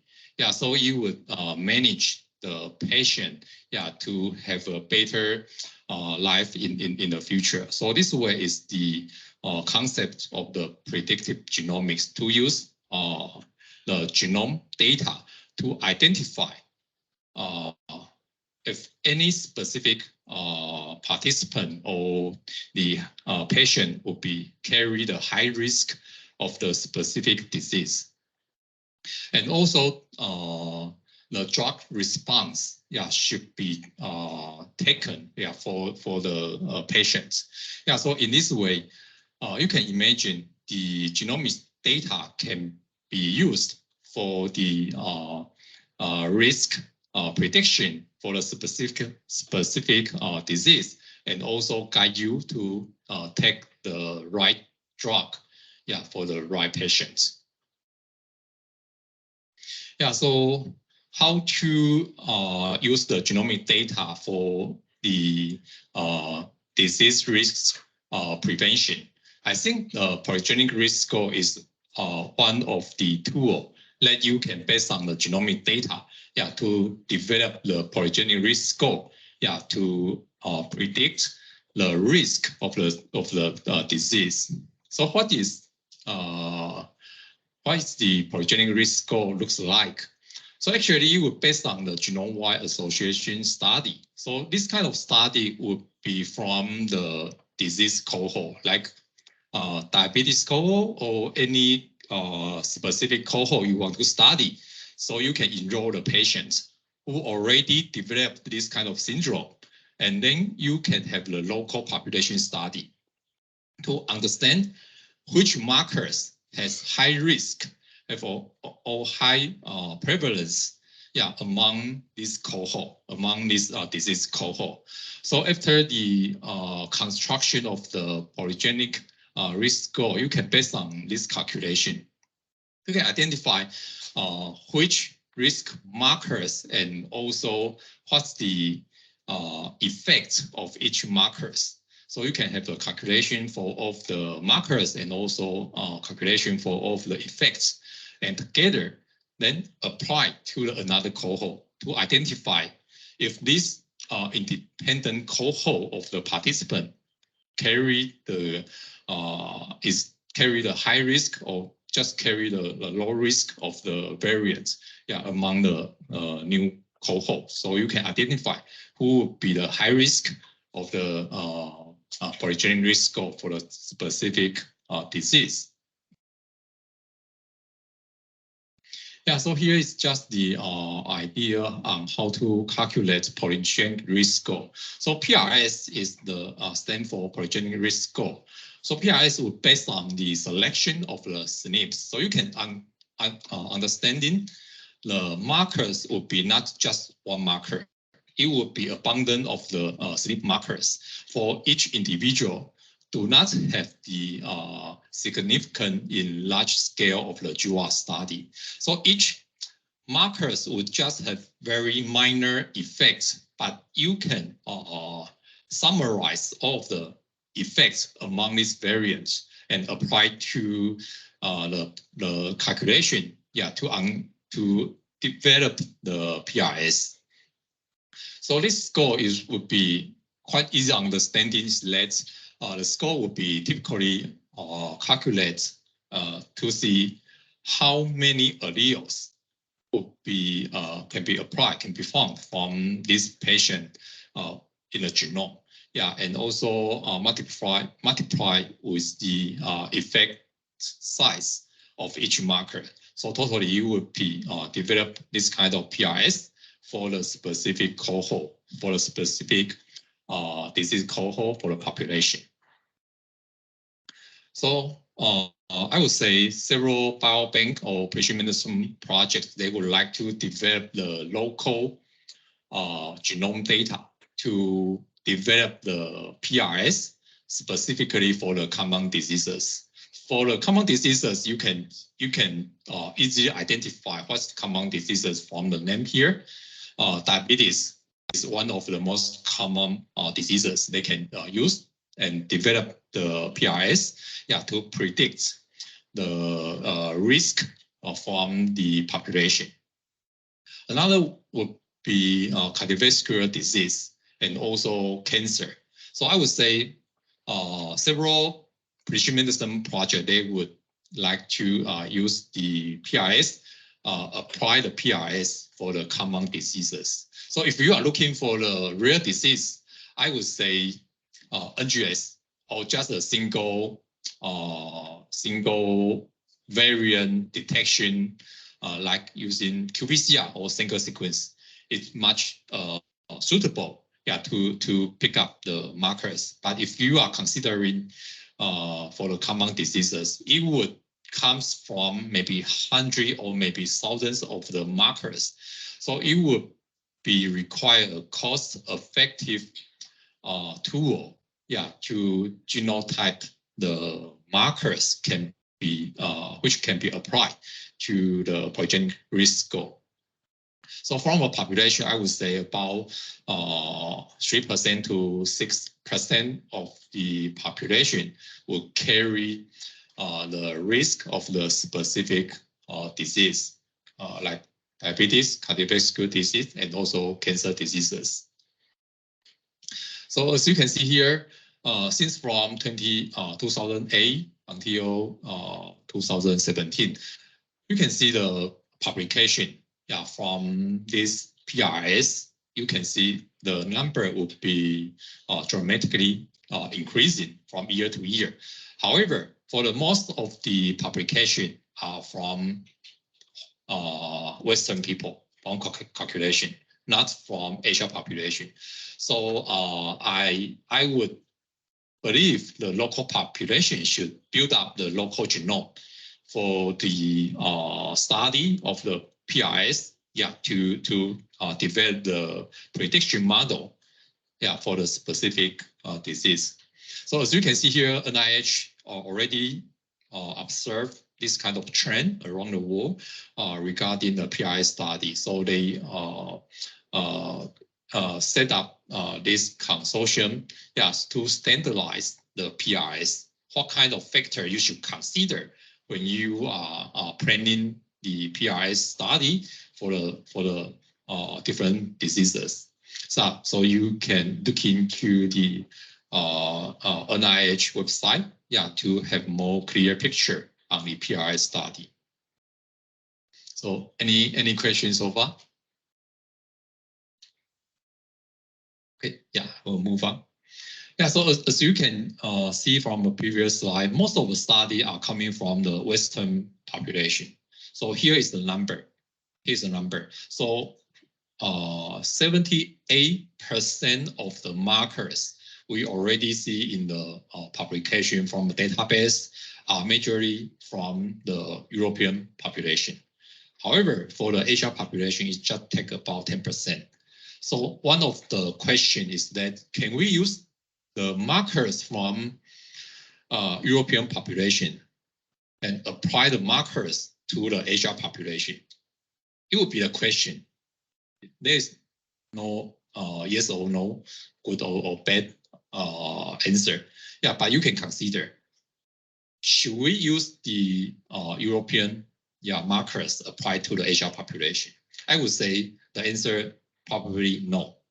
So that's why several biobank projects around Asia population, they would like to build up the local population genome, then apply the genome to have the precision medicine initiative projects, yeah, in the local population.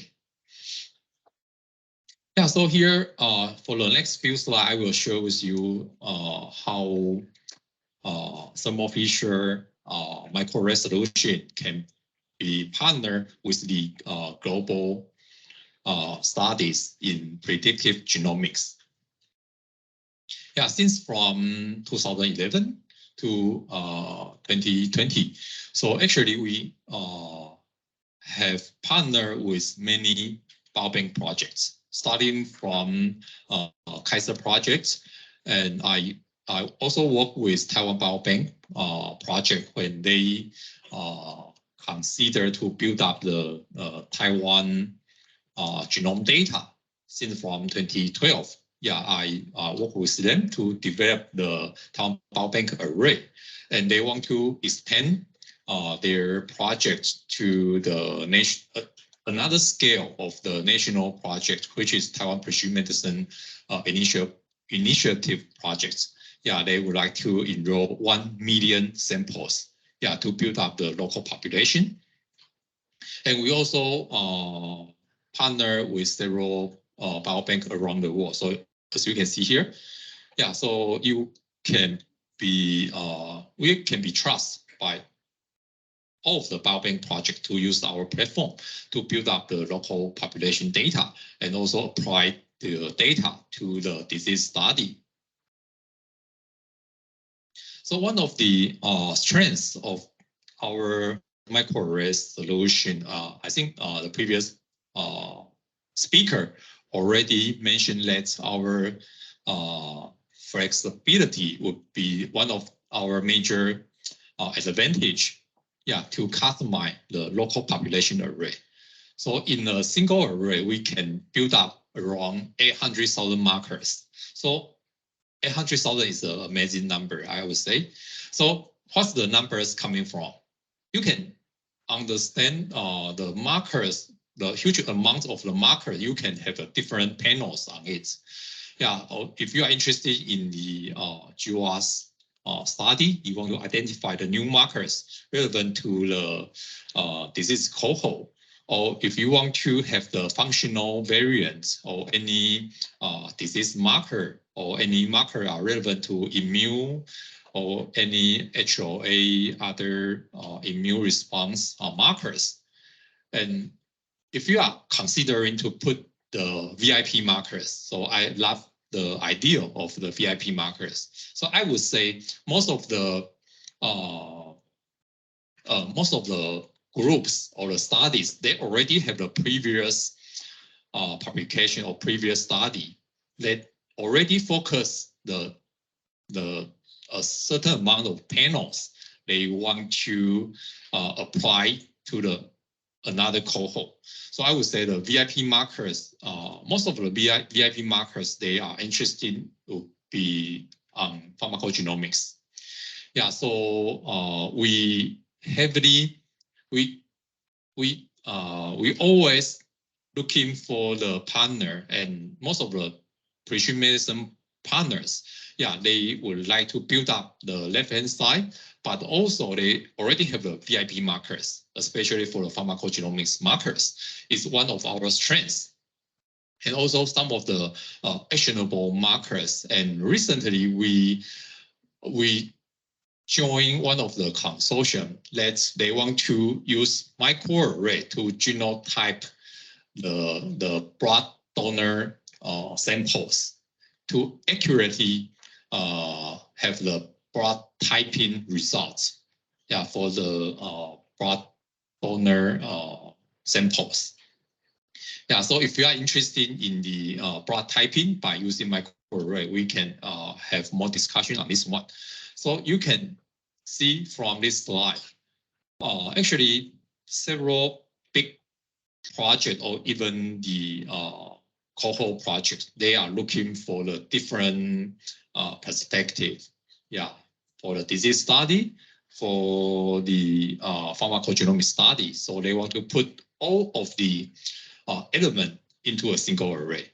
So from a microarray, you can have a very affordable price to consolidate the different panels you are interested, yeah, into the array design. So this one is our strength. So the strength is not only applied for the human study, but also we can apply for the agricultural studies. Yeah, so for the local population specific array, I would say biobank, local biobank project, Taiwan, Korea, Japan. Yeah, so they would, based on the whole genome sequence data, just I mentioned, they would like to build up the local population of the genome data. But they don't have to sequence everyone because the cost is very expensive, right? And also it's very challenging to analyze the whole genome sequence data. So they will start with maybe few thousands or maybe few hundreds of the whole genome sequence data. Then we can, based on the data, to build up the local population array, which have very high coverage to represent the local population of the genome. And we also have the database to already validate more than 13 million of the markers, which already validated in our database. So we can share if any markers can be mapping, yeah, to our database. So the marker selection, you can select the markers from our database, and to ensure the marker performance, yeah, can be done very well. And just I mentioned, you must have the VIP marker in your mind. So you can share with us what the VIP panels or VIP markers you want to put in the array. So you can put all of the markers you are interested in the array design.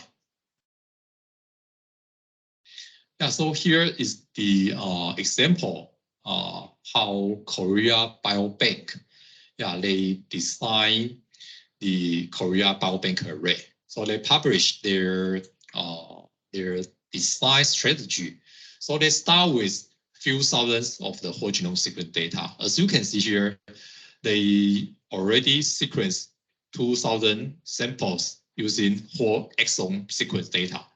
And also they sequenced about 400 of the whole genome sequence data. Okay, so from the whole genome sequence data, they already identified about 22 million of the markers. So they try to down select the markers and use the thermofisher algorithm to select the local population markers to represent the local population. So we are quite confident and quite how to say, very happy to share with our algorithm, to build up the local population genome in terms of the representative markers. So we don't have to sequence everybody. Just I mentioned, the cost is still very high. Data analysis, so it's still very challenging. So we can use the same strategy, to design the local population array, to conduct these national projects. So this is what we have done for Korea Biobank. Just I mentioned that the VIP markers or the disease risk markers will be one of the attraction for the biobank projects. So as you can see here, the number of the markers we already collect in our database. So when you are considering to develop the customized array for the disease study or for the biobanking projects, I would say they would love this table. So we can share the content of the table to the designer, to the project owner, when they consider to build in the panels they are interested. If they are interested in like breast cancer, cardiovascular disease, or of the diabetes markers, they can work with us. Then we share with them the markers we already select in our platform. So as you can see here, all of the markers can be categorized into different panels, like disease risk or the lifestyle. So on the right-hand side, it would be the lifestyle phenotype markers, which already used for several market application. So several direct-to-consumer company, they love the markers we already built in our database. So they can just leverage the markers and report the markers for their direct-to-consumer markets. And the way we also have the pharmacogenomics markers in our database. So as you can see here, all of the panels already in our database, and you can just pick up the panels you are interested into your custom design. Any question on this table? Move on. So several disease groups, they are interested in what kind of disease markers we already select in our database. So I'm quite honored to share with you that our database we already update to the HMG 73 genes. So it would be the very recent variant which can be used for the disease studies. Here is the example of FinGen Biobank. They partner with thermofisher. So they built up the Finnish biobank array. So they, just I mentioned, they put in several categories of the panel into this array design. They are interested in the pharmacogenomics. They are interested in several partner content. So I would say this partner content will be their VIP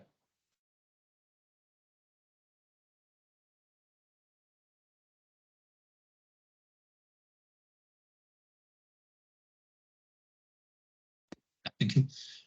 Yeah, so for the VIP markers, yeah, they partner with several global pharmaceutical companies, pharma companies. They contribute the markers of interest into the array design. So the program run by FinGen Biobank is that they genotype 500,000 of the samples.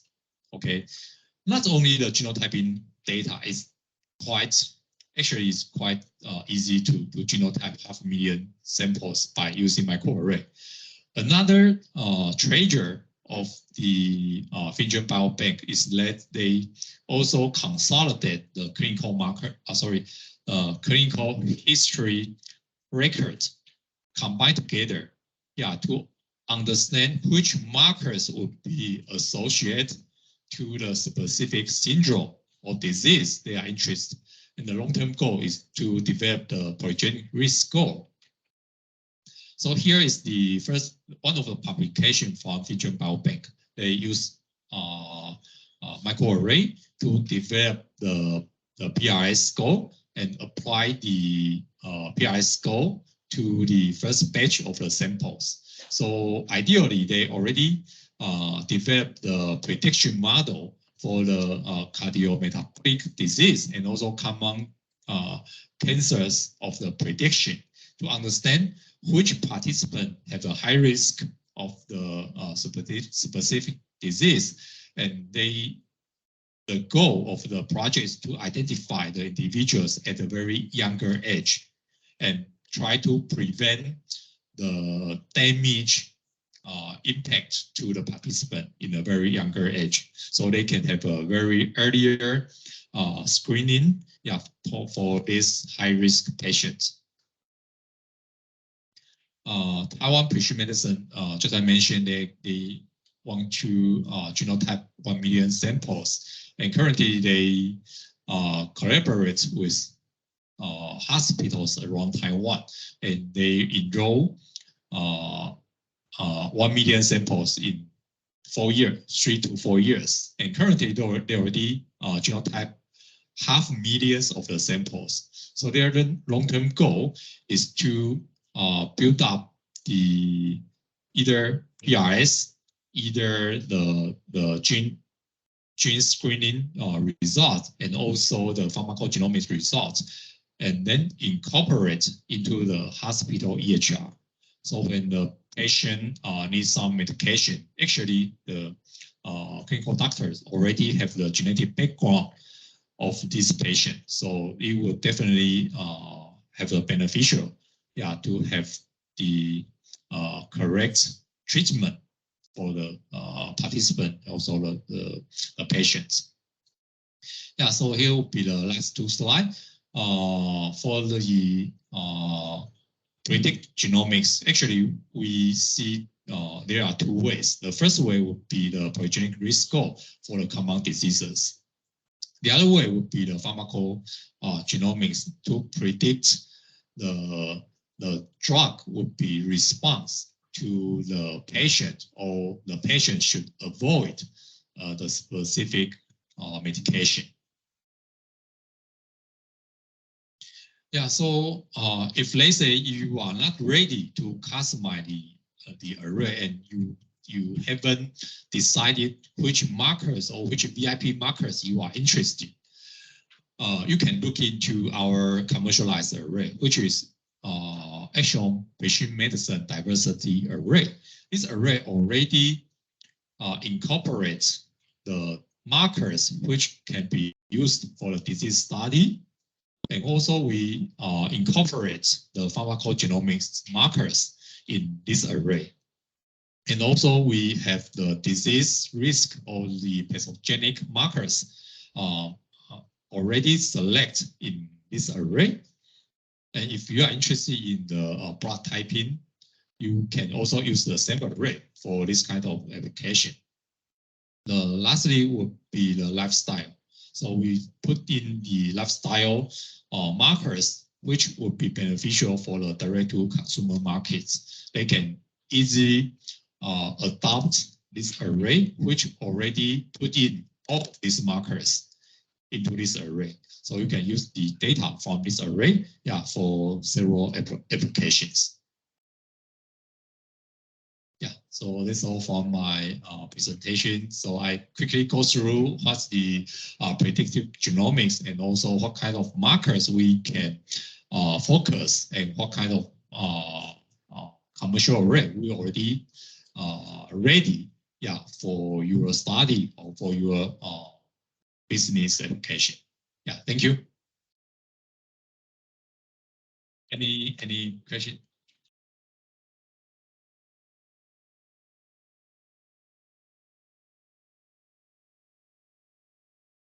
Thank you very much for interesting talk. I have a question, two questions actually. The first one is because Vietnam does not have population study up to now.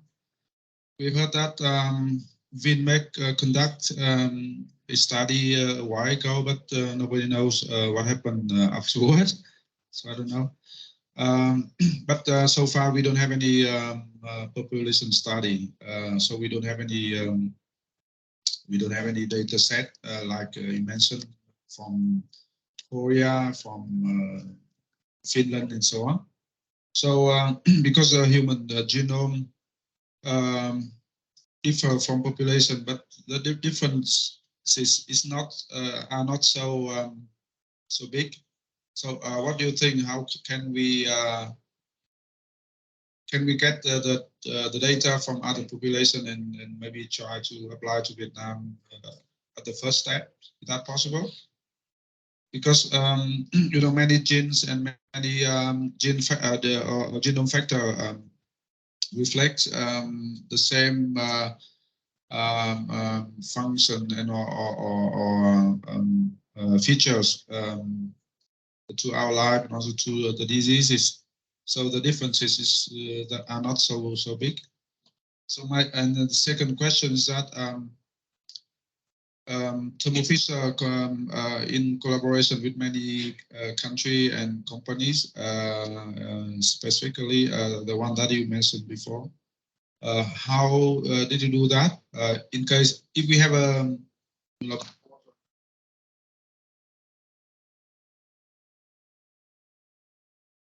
Yeah, thank you for your questions. Yeah, so for the first question, actually, we can leverage the markers which already studied from the European population. Yeah, because they already have the studies for several years, more than 10 years. So most of the markers, I would say, will be studied based on the European population. Yeah, so as you can see here, the markers from all these markers for different disease.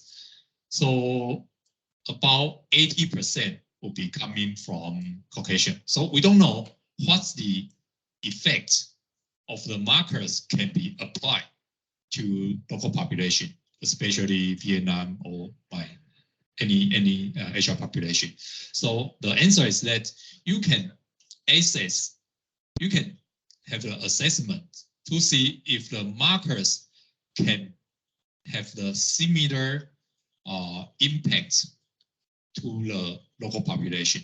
So yes, you can use the markers and try to understand if the markers have the same effect or the same impact to the local population. So it's like a validation.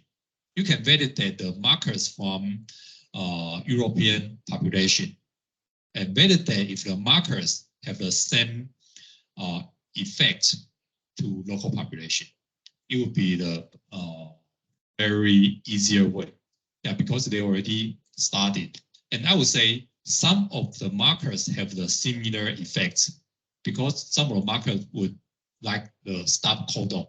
So it would change the function of the protein. So the protein would be not relevant to the any population. It's just the protein structure would be changed.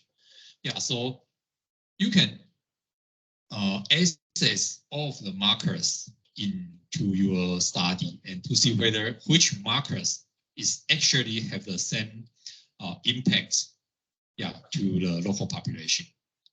It will be the answer for the first question. Yes, you can have the study to see which markers have the same impact or which markers is totally different in local population. So it be looks like the validation, whether that the published marker can be used in local population. It will be the first one. And thermofisher has all of those information, right? About this? Sure. Yeah. Yeah. Okay. Yeah. So if you are interested in any categories of the marker, it's actually we already put the markers in our array. Yeah. Okay. Thank you very much. And for the second question, yes, we are very open and we are very honored to join the national project to leverage the local genome to develop the population-specific array. Yeah, so we already work with several biobank. Yeah, here. Yeah, so most of the biobank projects, they share the whole genome sequence data to thermofisher. Yeah, so we based on the whole genome sequence data to design the local population-specific array for the precision medicine and also for the biobanking project. So the answer is yes, we are very honored to work with any research groups. They already have the whole genome sequence data, either 100, either 1,000, either few thousands of the whole genome sequence data. We are very happy to work with you to develop the specific array for your study. Yeah, thank you. Thank you very much.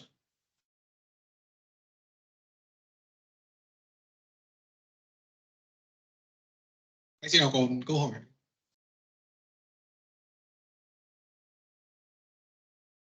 Question for Kevin. Any question would be welcome. You can ask in Vietnam. Yeah, Vietnam. Yeah, we can understand. Of course. Anh chị nào có câu hỏi là gì không ạ? Không thì có thể sẽ chuyển sang bài nói cuối cùng và chúng ta sẽ thảo luận tại cuối chương trình, được không ạ? Thank you. Vâng, một tràng pháo tay cho Kevin với một bài trình bày rất là hấp dẫn và nhiều kiến thức bổ ích. Và bài trình bày cuối cùng trong ngày hôm nay là về một chủ đề đang được quan tâm hiện nay, đó chính là về những ứng dụng của microarray trong nghiên cứu liên quan đến pharmacogenomics, do bà Tan Quay Chan trình bày ạ.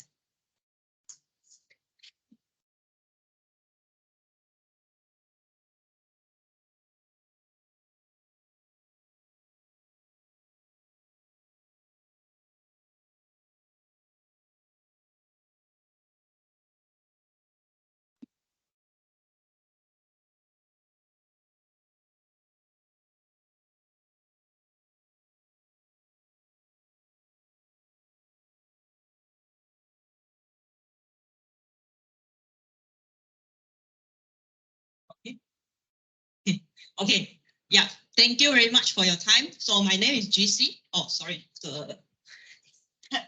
Okay, about this. So my name is GC. I'm Business Development Manager for Pharmacogenomics. I'm based in Singapore from thermofisher Scientific. I cover the Southeast Asia and Taiwan. I work with scientists, researchers, and also the healthcare professionals to actually enable the pharmacogenomics for precision prescriptions. So I'm the one that's standing between, now and your break time, the end of the day. So thank you very much for your time to listening to these sessions and also the ones that is there online in Ho Chi Minh City. So in these sessions, my topic will focus on the pharmacogenomics and how we can actually use the pharmacogenomics to enable precision prescriptions. So when we talk about medication responses, right, we know that there are multiple factors that can actually influence a patient medication responses. And you can see that that includes like drug-drug interactions, lifestyles, liver and kidney functions, food and nutritional supplements, as well as age, biological sex, and ethnicity. However, we also know that, like, especially in recent years, we know that genetic is also an important factor that can influence a patient's medication response. And it is estimated that genetic factors can account for 20 to 95% of the patient variability.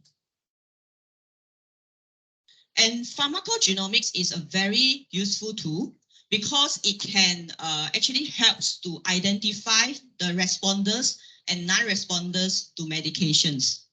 So on the left-hand side here, the graphic here, right, you can see that if, for example, in this room, today in this room, if we are given the same diagnosis, same prescriptions, but between me and you, we might have a different response to the medications. So it depends on our genetic makeup. So some people might respond normally to the medication given. Some may have reduced response. Some may even experience adverse drug reactions. And pharmacogenomics actually enable us to actually access to the genetic informations, to the relevant genetic informations. And then clinician can base on these informations to know that whether or not a standard dose will works fine for that particular patients, or the dose need to be adjusted to a higher dose, lower dose, or maybe some people is not suitable to take a certain medications because if that person takes that medication, it might lead to a potential adverse drug reactions, side effects. So you can see that the current paradigm is increasingly unacceptable and potentially unnecessary. And why we say that? So you can see that based on the publication, you can see that 90% of top selling medications only treat 30 to 50% of the patients. So most medication don't work for everyone because this statement is not just true for the rare medication, but also for those common medications. For example, diabetes, arthritis, Alzheimer, cancer drugs. These are some of the very common medications. And if you look at this table here, right, you can see that these are some of the top ranking medicines, and it works between 1 to 4 patients to 1 to 25 or 24 patients. And when we look at the healthcare perspectives, so this is the statistics from the US, you can see that more than 80% of the adults actually take at least one medication. So this actually makes the adverse drug reaction a very significant issue here. And look at these statistics here. So you can see that these adverse drug reactions actually contributing to a significant increase of the cost and also the healthcare resources. And it also is a 4th leading cause of death in the US. And if we are taking a look at the worldwide, right, adverse drug reaction is actually the 6th leading cause of death. And you can see FDA, they actually started to incorporate the pharmacogenomics informations in the drug label since 2006. And you can also see that the trend of the personalized medicines, and this actually driven by a lot of like precision medicine initiatives. You can see that back in 2006, only 12% of the medication approved by the FDA is personalized medicines. However, now 2020, you can see that 39% of the medications is actually personalized medicines. So from here, you can see that in future, more and more medication will actually take into the considerations of the genetic information. And if you go to the FDA website, you just type the table of pharmacogenetic associations, right? You can actually already access to this table where you can see that currently these are the drugs and the genes or the affected subgroup that you can actually refer to, and you can consider to actually apply this in the clinical practice. And here you can see, this is from the PharmGKB. So you can see that currently the gene drug pair actually covers across multiple therapeutic areas. You can see, like, for example, cardiology, psychiatry, oncology, pain management, and infectious diseases. And these are some of the example for level 1 and level 2 drug gene pair. Essentially, in summary, it means that these are the ones with a very strong clinical and scientific evidence. Apart from this, right, so these are the information, the clinical annotations. So if you go to the next slide, you can also see that there are also the working group or the consortium that actually want to help the clinician to actually apply this research or this information into the clinical practice. So one of the famous one is CPIC, stand for Clinical Pharmacogenetic Implementation Consortium. So what they do is that they come together and then they collect all the scientific evidence and then they come up with the guidelines. So currently there are over 26 guidelines covering over 20 genes, over 90 different drugs across different therapeutics areas. And you can see that many of the guidelines are currently in progress. And because of because you did research, it will also contributing to this guideline as well eventually. And I would like to share with you this very recent publication just published back in March, because when I read this, I really feel that it's very impactful. So this publications, the title is The Real World Impact of the Pharmacogenomics Enriched Comprehensive Medication Management Program. So in short, it's actually want to see what is the impact if we actually integrate pharmacogenomics into our medication management program. So here, this is the United States, and in one of the states, Kentucky, they actually have this state-run pension program. And this program covers the medical expenses of over 30,000 of retired teachers. And this group of teachers, their age range from 65 to 107. And this group of teachers, retired teachers, 1 year, they take average of about 15 different medicines. So you can imagine if you need to take 15 medicines every day, you can imagine there's a lot of potential drug interaction, drug gene interaction, like potential adverse drug reactions, right? So, and also in the United States, the medical cost is very high and it's getting higher and higher and higher. So they are actually experiencing the pressure.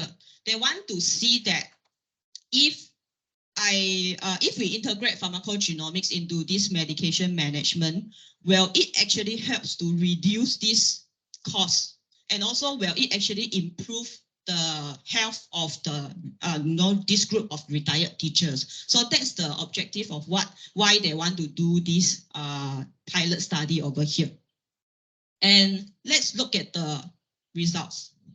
So these results is from the intervention group. So for those that enroll in the PGX testing, there are about 5,288 participants, and the rest of over 20,000 of participants, they are like the controls group. So for those that do PGX testing, what they find is that 100% of the participants, over 5,000 people here, had at least one variant known to impact medication therapy outcomes. And also, because the average, each of the people, averagely they take about 15 different medications, right? And they find that 66% of the participants actually had the genetic risk that is detected in the currently prescribed medications. So it means that 3 out of 5 participants had to change their medications. So either they have to adjust the dose, or they have to switch to an alternative, or they have to stop taking a certain medications. And let's look at what is the outcomes of these changes. They observe a consistent reductions in the healthcare resource utilizations. You can see that after they change the medications combination based on the genetic information, they noticed 14.9% reduction in inpatient visits, 6.8% reduction in emergency department visits, and 1.9% reduction in the outpatient visits. And these are actually will be converted to the cost. Okay, then the last one is a significant economic savings, one of the very important criteria or objective of these studies. You can see that by incorporate PGX into the medication management, there is a $218 per member per month cost avoidance because you avoided all these adverse drug reactions and you reduce the healthcare resources. So this is the cost that you save. And for this study, the study period is over 32 months. So if you times the $218 over the 22 months, the per member cost saving in this study is $7,000 per member. So if you times the 7,000 with the 5,288 participants, right, in just 32 months period, it helps the program to actually save $37 million. So this is just 5,000 people. So imagine if you implement this in a nationwide level. So government can really save a lot of money, resources, and these resources can actually help, you know, to do other things like improving the infrastructure, improving the transportation, etc. So next, I would like to introduce the pharmacogenomic solutions that we have from thermofisher. So this is an overview of the pharmacogenomic solutions that we have. So you know that we have the qPCR, we have next-gen sequencing, we also have the microarray system. So we are here to actually help you to select the right solutions for the job. So today, if you are looking for, like for example, if you're doing a validation studies, a very routine reactive PGX testing or clinical development, then we have the qPCR, real-time PCR solutions that has a very fast turnaround time, low cost per sample. And this is actually a qualified solution whereby we have over 7 million of samples that have been tested on our platform so far. And if you are working on a project that your aim is actually to discover new biomarker, new variants, then we do have next-gen sequencer here. And however, if you want to have, you know, when you want to maximize the data available, you want to have a very cost-effective, accurate, and scalable solution, then we do have microarray solution here that is very, very suitable, especially for preemptive pharmacogenomic testing and also research. And we actually developed a few array, for example, the PMDA plus, PharmacoScan, PharmacoFocus, together with the experts, for example, from CPIC and from GKB. So here in this map, you can see in this map here, you can see there's an increasing trend of actually exploring and piloting the transformative healthcare by integration of polygenic risk scoring and also PGX into the healthcare. You can see that many of these projects, right, like TPMI, Singapore, ESPRI, all these like program, one of the consistent observation is that PGX is always one of the important component. And why PGX is appearing or being one of the important component is because when we talk about precision medicine today, right, PGX is one of the lowest hanging fruits. This is because you see there are, you know, guidelines available already to actually guide the clinicians to actually take this research into the action. And we can actually enable all the patients to access to a more precise prescriptions, which eventually it will help to reduce the healthcare costs and also enable a healthier life. And one thing to highlight is that you can see that all these different projects, big projects, very big projects or smaller scale projects, they tend to choose microarray platform. And the reason is microarray platform is it is relatively easier to analyze the microarray data as compared to you know, the higher throughput, for example, the NGS or data. And also you can actually use lower cost per samples to actually achieve what you need to achieve in the precision medicine program. And also you also have the requirements of on the data storage is also much lesser, and you can actually complete the entire project with shorter period of time with lesser cost. And for microarray, you can see that we can deliver a full spectrum of the PGX solution, whereby in one single assay you can actually do genotyping, copy number, and HLA together. And if you are, if today your research is that you want to do disease study, polygenesis risk scoring, together with PGX together, you want to do research, then we do have PMDA plus assay that cover over 850,000 of markers. And if you are want to focus on the PGX research, we do have PharmacoScan and PharmacoFocus. And if today you are looking on, we want to offer this as a routine testing, we actually enable you to have very flexible selections of the content. Because today, for example, you just want to launch the PGX testing, you may not need so many genes, right? You may not need 100 genes. Maybe you just need 10 genes, 20 genes. Then we can actually help you to enable you to have the flexibility in choosing the content. So that reflecting in a lower cost per sample, it helps you to actually implement the PGX testing. So recent years, even in our region, there are many medical centers started to actually use array for a population scale of PGX. And University of Pittsburgh Medical Center is one of the medical center to do that. So what they do is that they, for the patients that walk into their hospitals, they will just genotype them, and all this information will then be stored into their electronic health record system. And then whenever a medication is going to be prescribed with PGX implications, that information is already there, and they can actually use that information for instant decisions on the medication strategy. And they started with only one of the hospital in this center, 1,000 patients and 1 gene. And with a microarray now, towards the future, they want to actually enable this for over 4 million of patients that is taken care by the medical system, which cover over 40 hospitals, over hundreds of genes. So Dr. Philip Ampe is the Associate Director for this UPMC, University of Pittsburgh Medical Center. I would like to quote him. You can see that what he said is that there's a lot of medications on the market that have informations within the FDA-approved drug labeling or within external guidelines that can be used to guide prescribing the medications.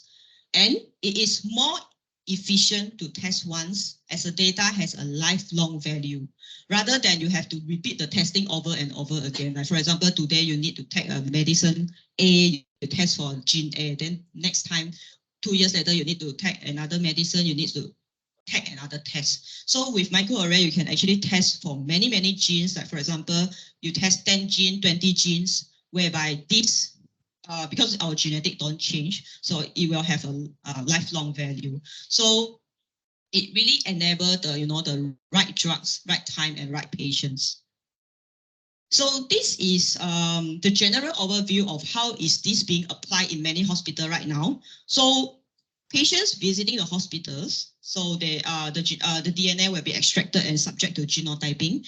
And our array actually have all these PGX content being designed. And if that array have all other markers, diseases marker, that information can be collected as well. However, if we look at the PGX, we do have a software, because when it comes to the PGX, right, one of the challenge is the allele translations. This can be very challenging, especially when you are looking at, so many genes, and some of the genes are very complex, like CYP2D6. There are over 160 different star alleles. So we actually have this software built in as a solution. You just need to click one single button, perform allele translation, and you will be able to get this data, this report already. Like for example, here, this person is a CYP2C19 star 2 is the predicted phenotype is a poor metabolizer.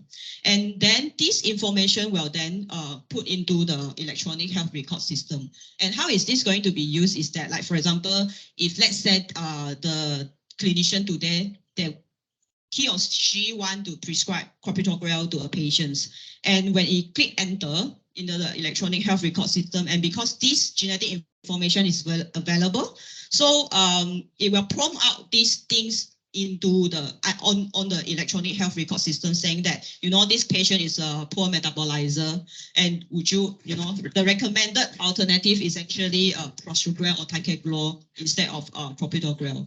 So this is how this is being, you know, how to use this PGX information into the actual clinical setting.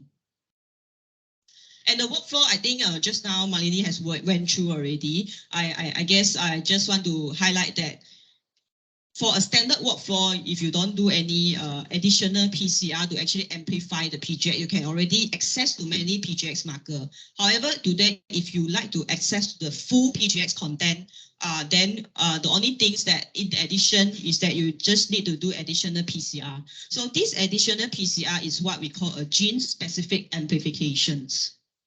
And why do we do this gene-specific amplification? If is to resolve the structural complexity, because we know that like in pharmacogenes, especially CYP2D6, there are pseudogenes like CYP2D7 and CYP2D8, right? So we want to be able to actually capture the genetic information of CYP2D6, but not CYP2D7 and CYP2D8, because those are pseudogenes. So what we do is that we actually amplify the CYP2D6 so that the signal is actually overwhelm the signal from the CYP2D7 and CYP2D8 to enable a more accurate genotyping. So for one example here, you can see that CYP2D6 star for this RSID here is one of the more difficult to genotype markers. So with gene-specific amplification, you can see that these are being called correctly AA, AB, and BB. However, without the gene-specific amplification, you can see that the genotype is not accurate.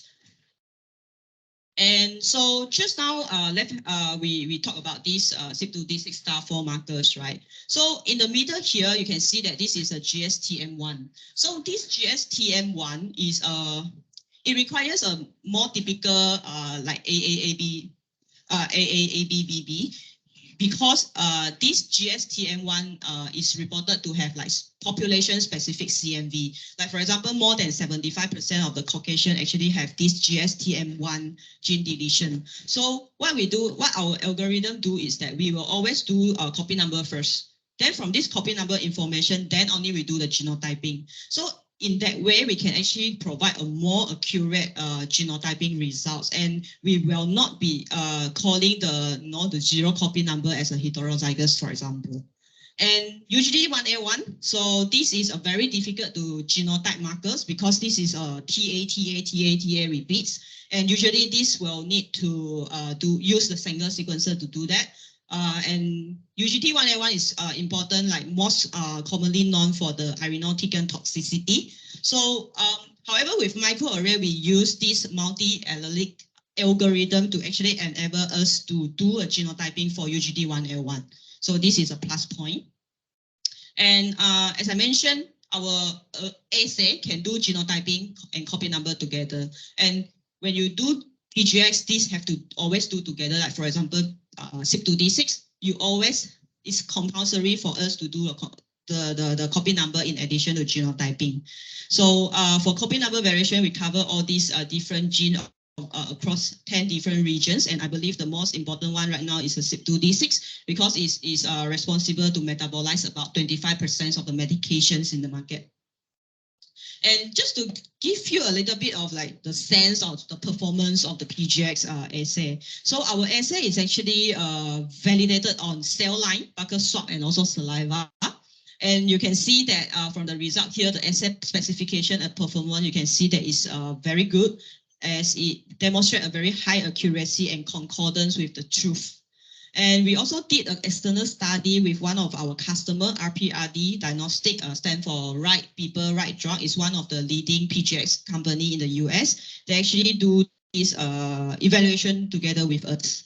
And you can see that this is what they have shared in the conference. And the conclusions of this performance is that what they do is actually that they compared our newest pharmacofocused assay to the very, very established pharmacoscan assay. So this pharmacoscan assay actually have been adopted by many labs across the world for the PGX testing. So the conclusion is that the intra and interruns result demonstrate that the quality of the genotype is highly accurate and reproducible. So it can be a very suitable, high throughput, and also very cost-effective clinical PGX testing platform. And so this is how our reports look like, one of the reports.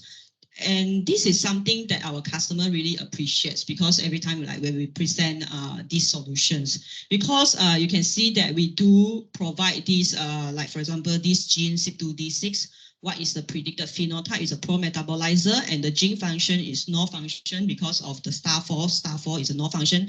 And even we include the activity score here for CYP2D6. And this report is, you can get this report like within a minute time with just one button. And of course, some of our customers also choose to work with a reporting company because they need additional helps in medication recommendations. So what they do is that they share this information with the reporting company, like for example, Choreo Life Sciences. And what they do is that they actually take this information, and what they give you in addition is that based on this information, like for example, this medication, this antidepressant here, and based on the data, for example, this person is a CYP2D6 ultra rapid metabolizer, and the recommendation here is that this medication should be avoided because this, this particular person is an ultra rapid metabolizer. So this is actually very clinician facing. It helps them to do a very quick decision on what should they do with their medication strategy. Yeah, that's all from me. Thank you very much for listening. Any questions?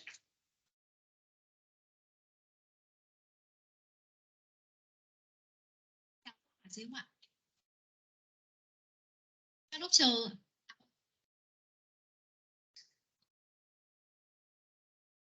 Yes, Dr. Chin.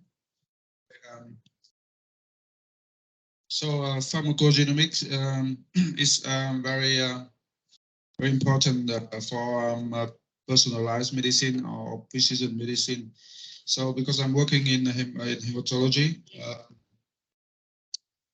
in ASCO and also NCCN guidelines, they always recommend tests TMT, TPNT, and NUD15, the two gene markers which are very important for a patient with acute lymphoma. And in children, and also they use the drug thiopurine. So that's a very good example of how pharmacogenomics involved in the treatment of many diseases, including cancers.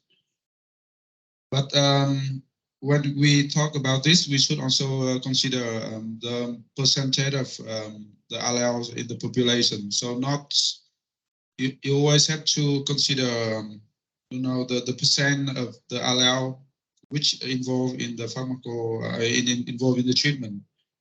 For instance, the NUD15 and also the TPNT in the ALL patients.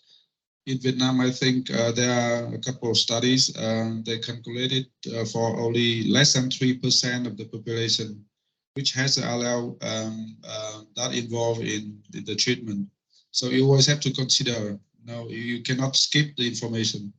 So because 97% of the population does not need that kind of test. So yeah, that information should have to be given when you mention about this. And of course, because it's in guidelines, so we always try to do that for patients.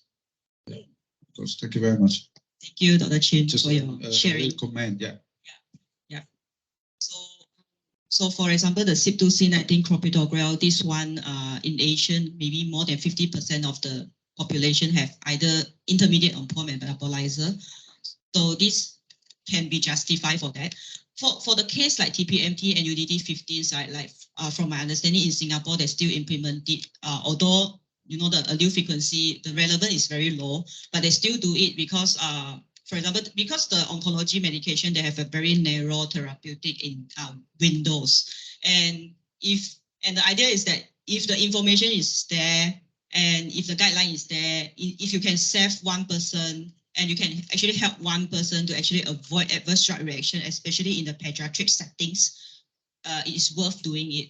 And when it comes to the angle of the preemptive testings, right, because we actually screen for all these different pharmacogenes one time. It's just one time cost. So maybe CYP2C19 is worth to do that. But when we genotype for CYP2C19, when we use the array, the TPMT and UDT15 information is already in the system. So it's actually helps for the clinician to make the decision as well, to especially on the dosing. My customer recently in Singapore, they just published one paper on their experience all these years on the NUDT TPMT 15 implementations. I can share with Dr. Chin. Thank you. Welcome. Any questions or people on the line? Yes, actually, there are 2 questions from people who join online here. Just a minute. Okay. Okay, so first question from Ms. Phùng Thanh Hương. Is there any difference in designing the microarray for scanning most of the pharmacogenes and the HLA genes regarding the complexity of the HLA systems and the similarities among several homologous HLA genes? Is there any difference? Okay, so pharmacogenes and HLA, right? So I address the pharmacogene first. So for example, we have these few different array, right? PMDA plus, pharmacoscan, and pharmacofocus. So when it comes to PGX, it's more straightforward because when it comes to diseases, you might need to consider population specific. But for PGX, like for example, now CYP2C19, there are currently 39 different star alleles. And because array, we can actually put a lot more markers, like hundreds or thousands of markers into a single pack. So we can just design or put in all the markers for CYP2C19.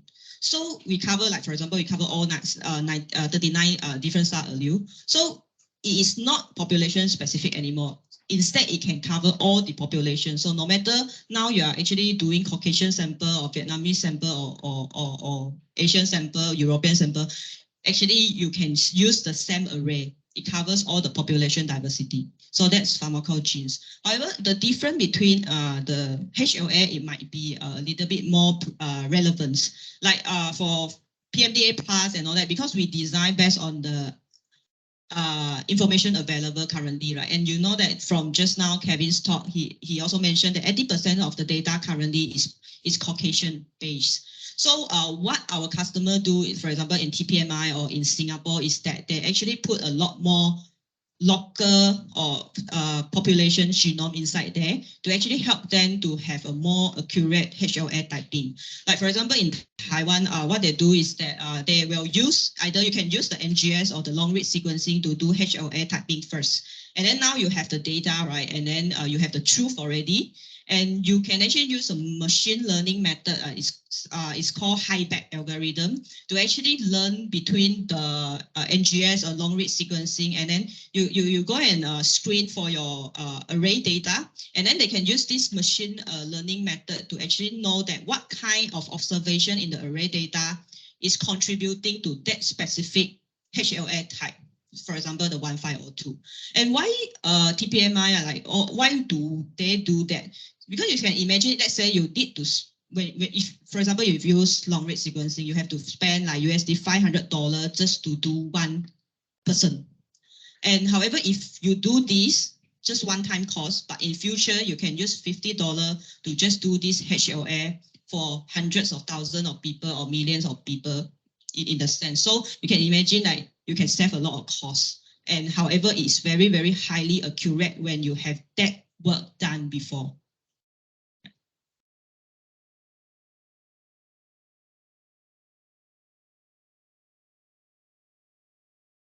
So that's all right.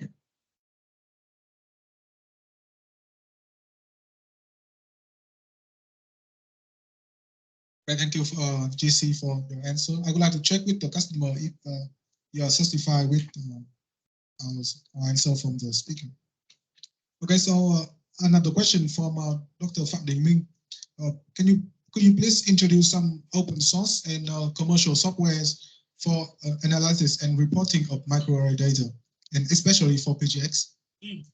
Okay, for open source first. So because our software, I go back here. So I have two types of customer. The first type of customer, they are very happy already with these reports that we provide, because with this information, like for example, star 4, they already know like this is a poor metabolizer individual, and they already know like what kind of medications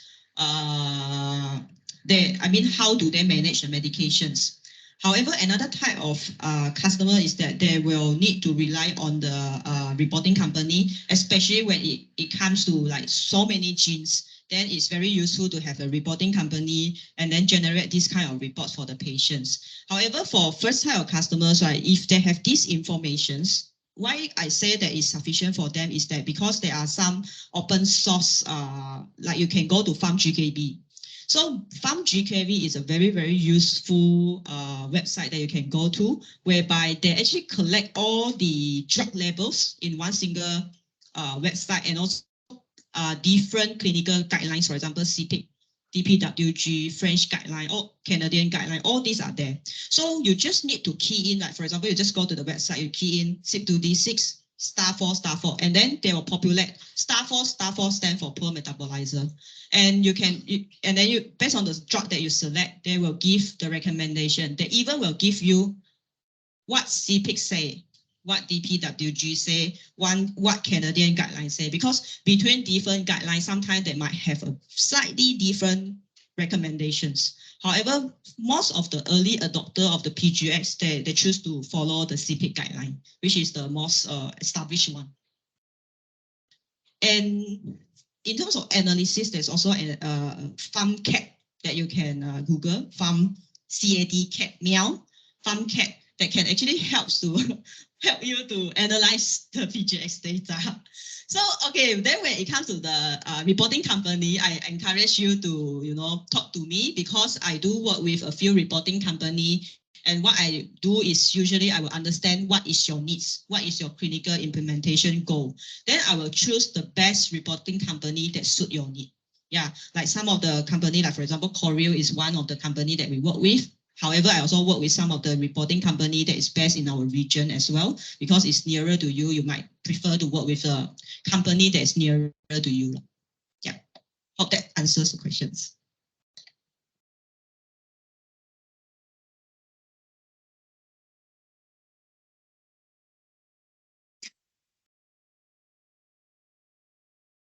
So in the field of predictive medicine, I think microarray is very good, but in clinical settings, things are much simpler, right? Because if we test just one allele or one polymorphism, it can be one single PCR test, very easy. Yeah. So for those who are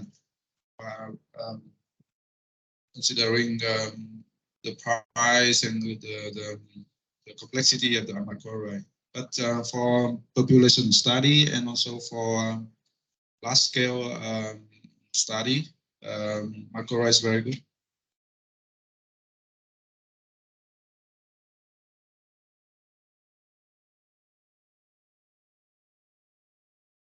Câu hỏi gì nữa không ạ?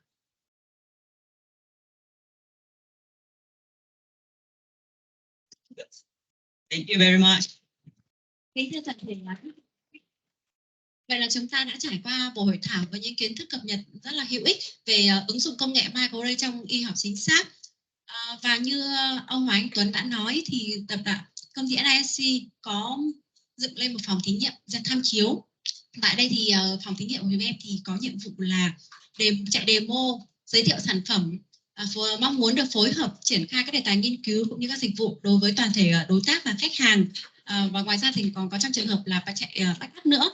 Vì thế sau khi kết thúc buổi hội thảo này, nếu quý khách hàng nào muốn tham quan phòng lab Gen HD thì có thể là đăng ký để chúng em sẽ đưa xuống để tham quan ạ. Vâng, thì buổi hội thảo chúng ta đã kết thúc tại đây. Quý khách hàng nào muốn tham quan phòng HD Lab thì chúng ta sẽ ở lại và sẽ có. Vâng, xin các anh chị hoàn thiện giúp em phiếu ý kiến ạ. Và sau buổi hội thảo này, nếu quý khách hàng nào muốn tìm hiểu kỹ hơn về giải pháp microarray, những ứng dụng trong nghiên cứu và trong triển khai dịch vụ, có thể báo lại với nhân viên của ISC để set up các buổi gặp gỡ riêng với các chuyên gia của thermofisher ạ. Xin trân trọng cảm ơn ạ.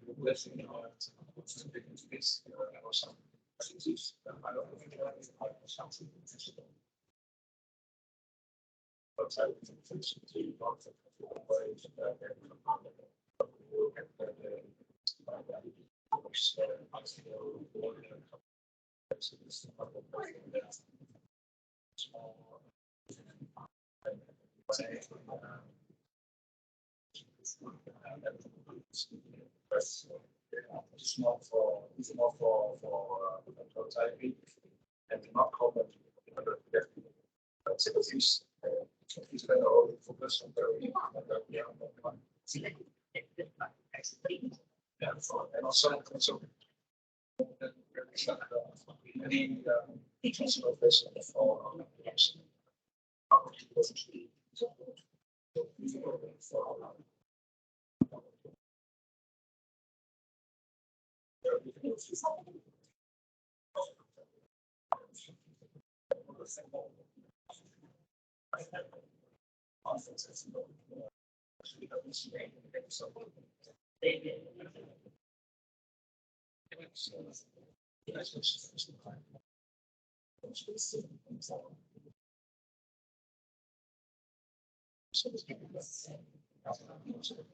any transformation for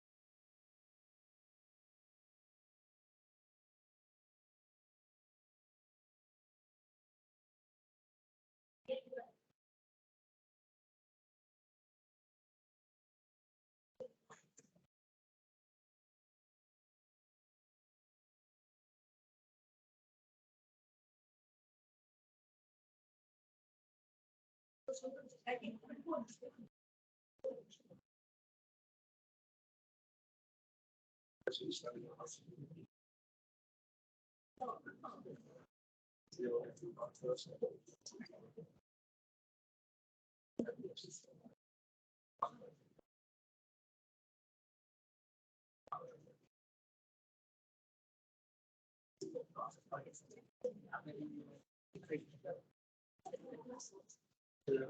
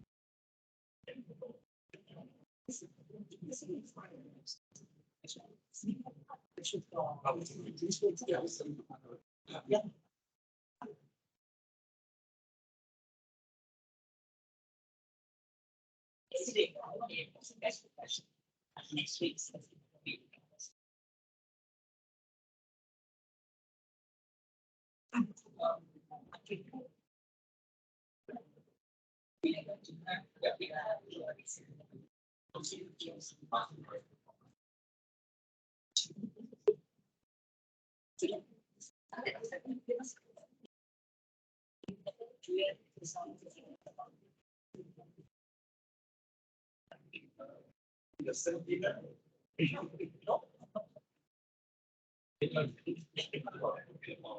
this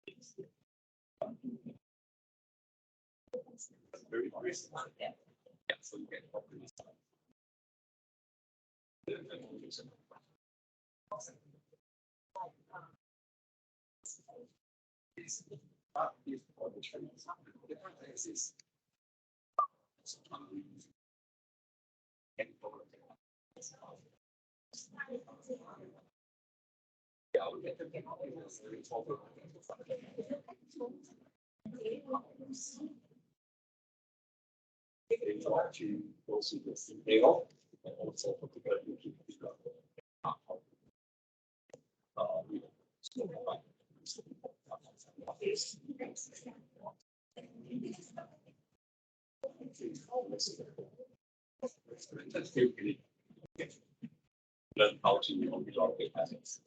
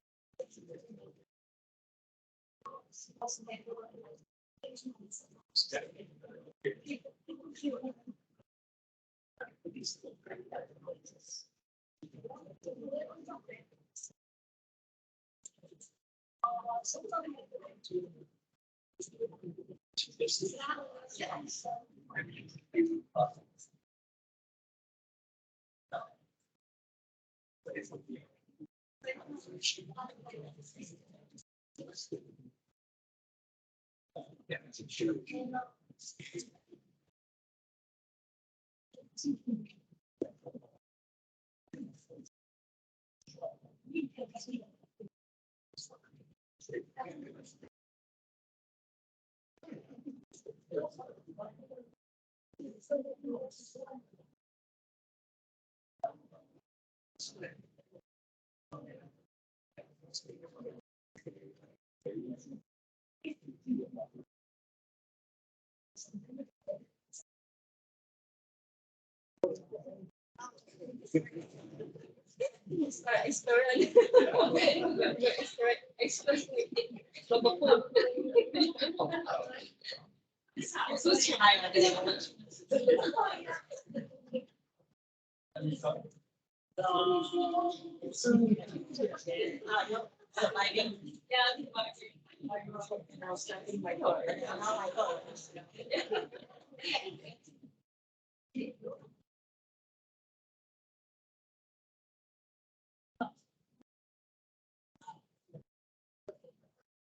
you.